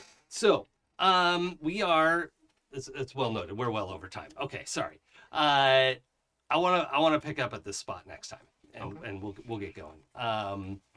Everybody, this has been session 0 of the, Astral Circus here on happyjacksrpg. Thank you to our chat mods who let us get to do this live. That's really fun to do that, and can't do it without them. Thank you to our amazing Patreons who keep the lights on. Again, none of us are getting paid.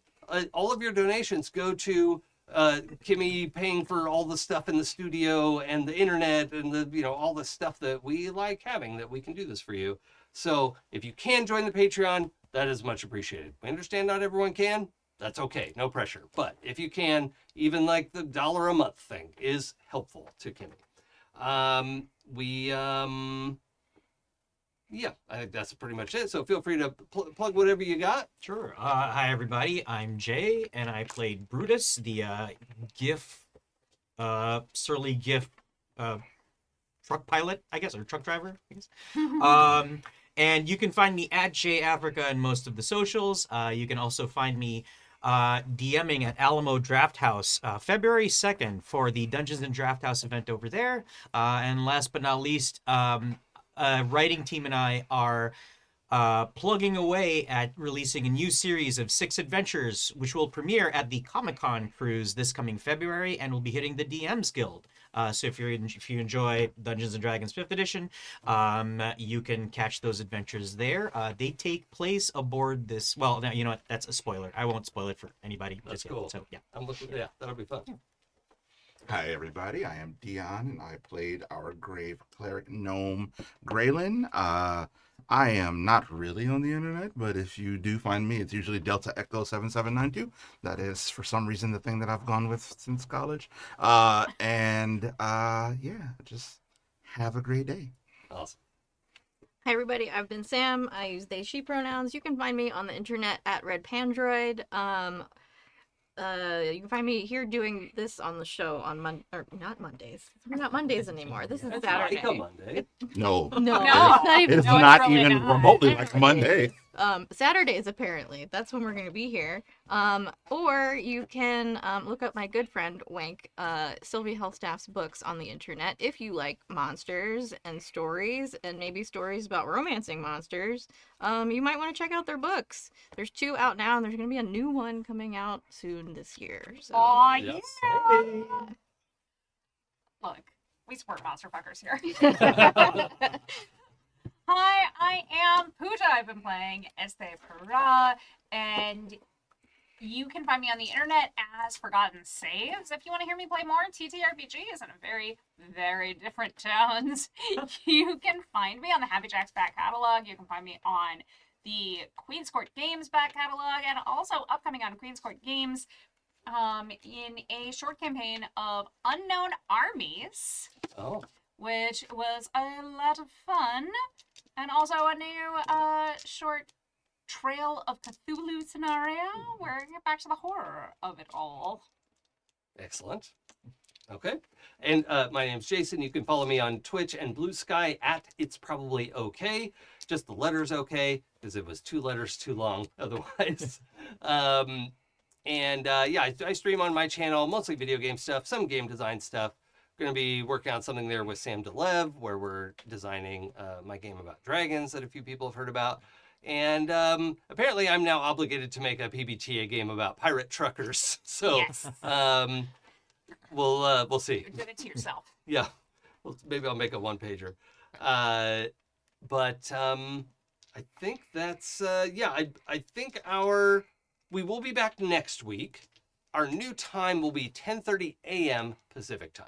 That's when the rest of the campaign will be generally. And then after next week, we're on a 2-week break, and then we get started for the 1,000 episodes. So I just made that shit up. But I hope you'll join us. If you want to know more about the martial sorcery subclass that I'm working on, hit me up in the Happy Jacks Discord. I'm happy to talk about it and kind of post the progress. It is work in progress, but that's why you playtest stuff, to see what you need to change. So thank you, everybody. We'll see you next time. Bye. Bye. Bye, folks.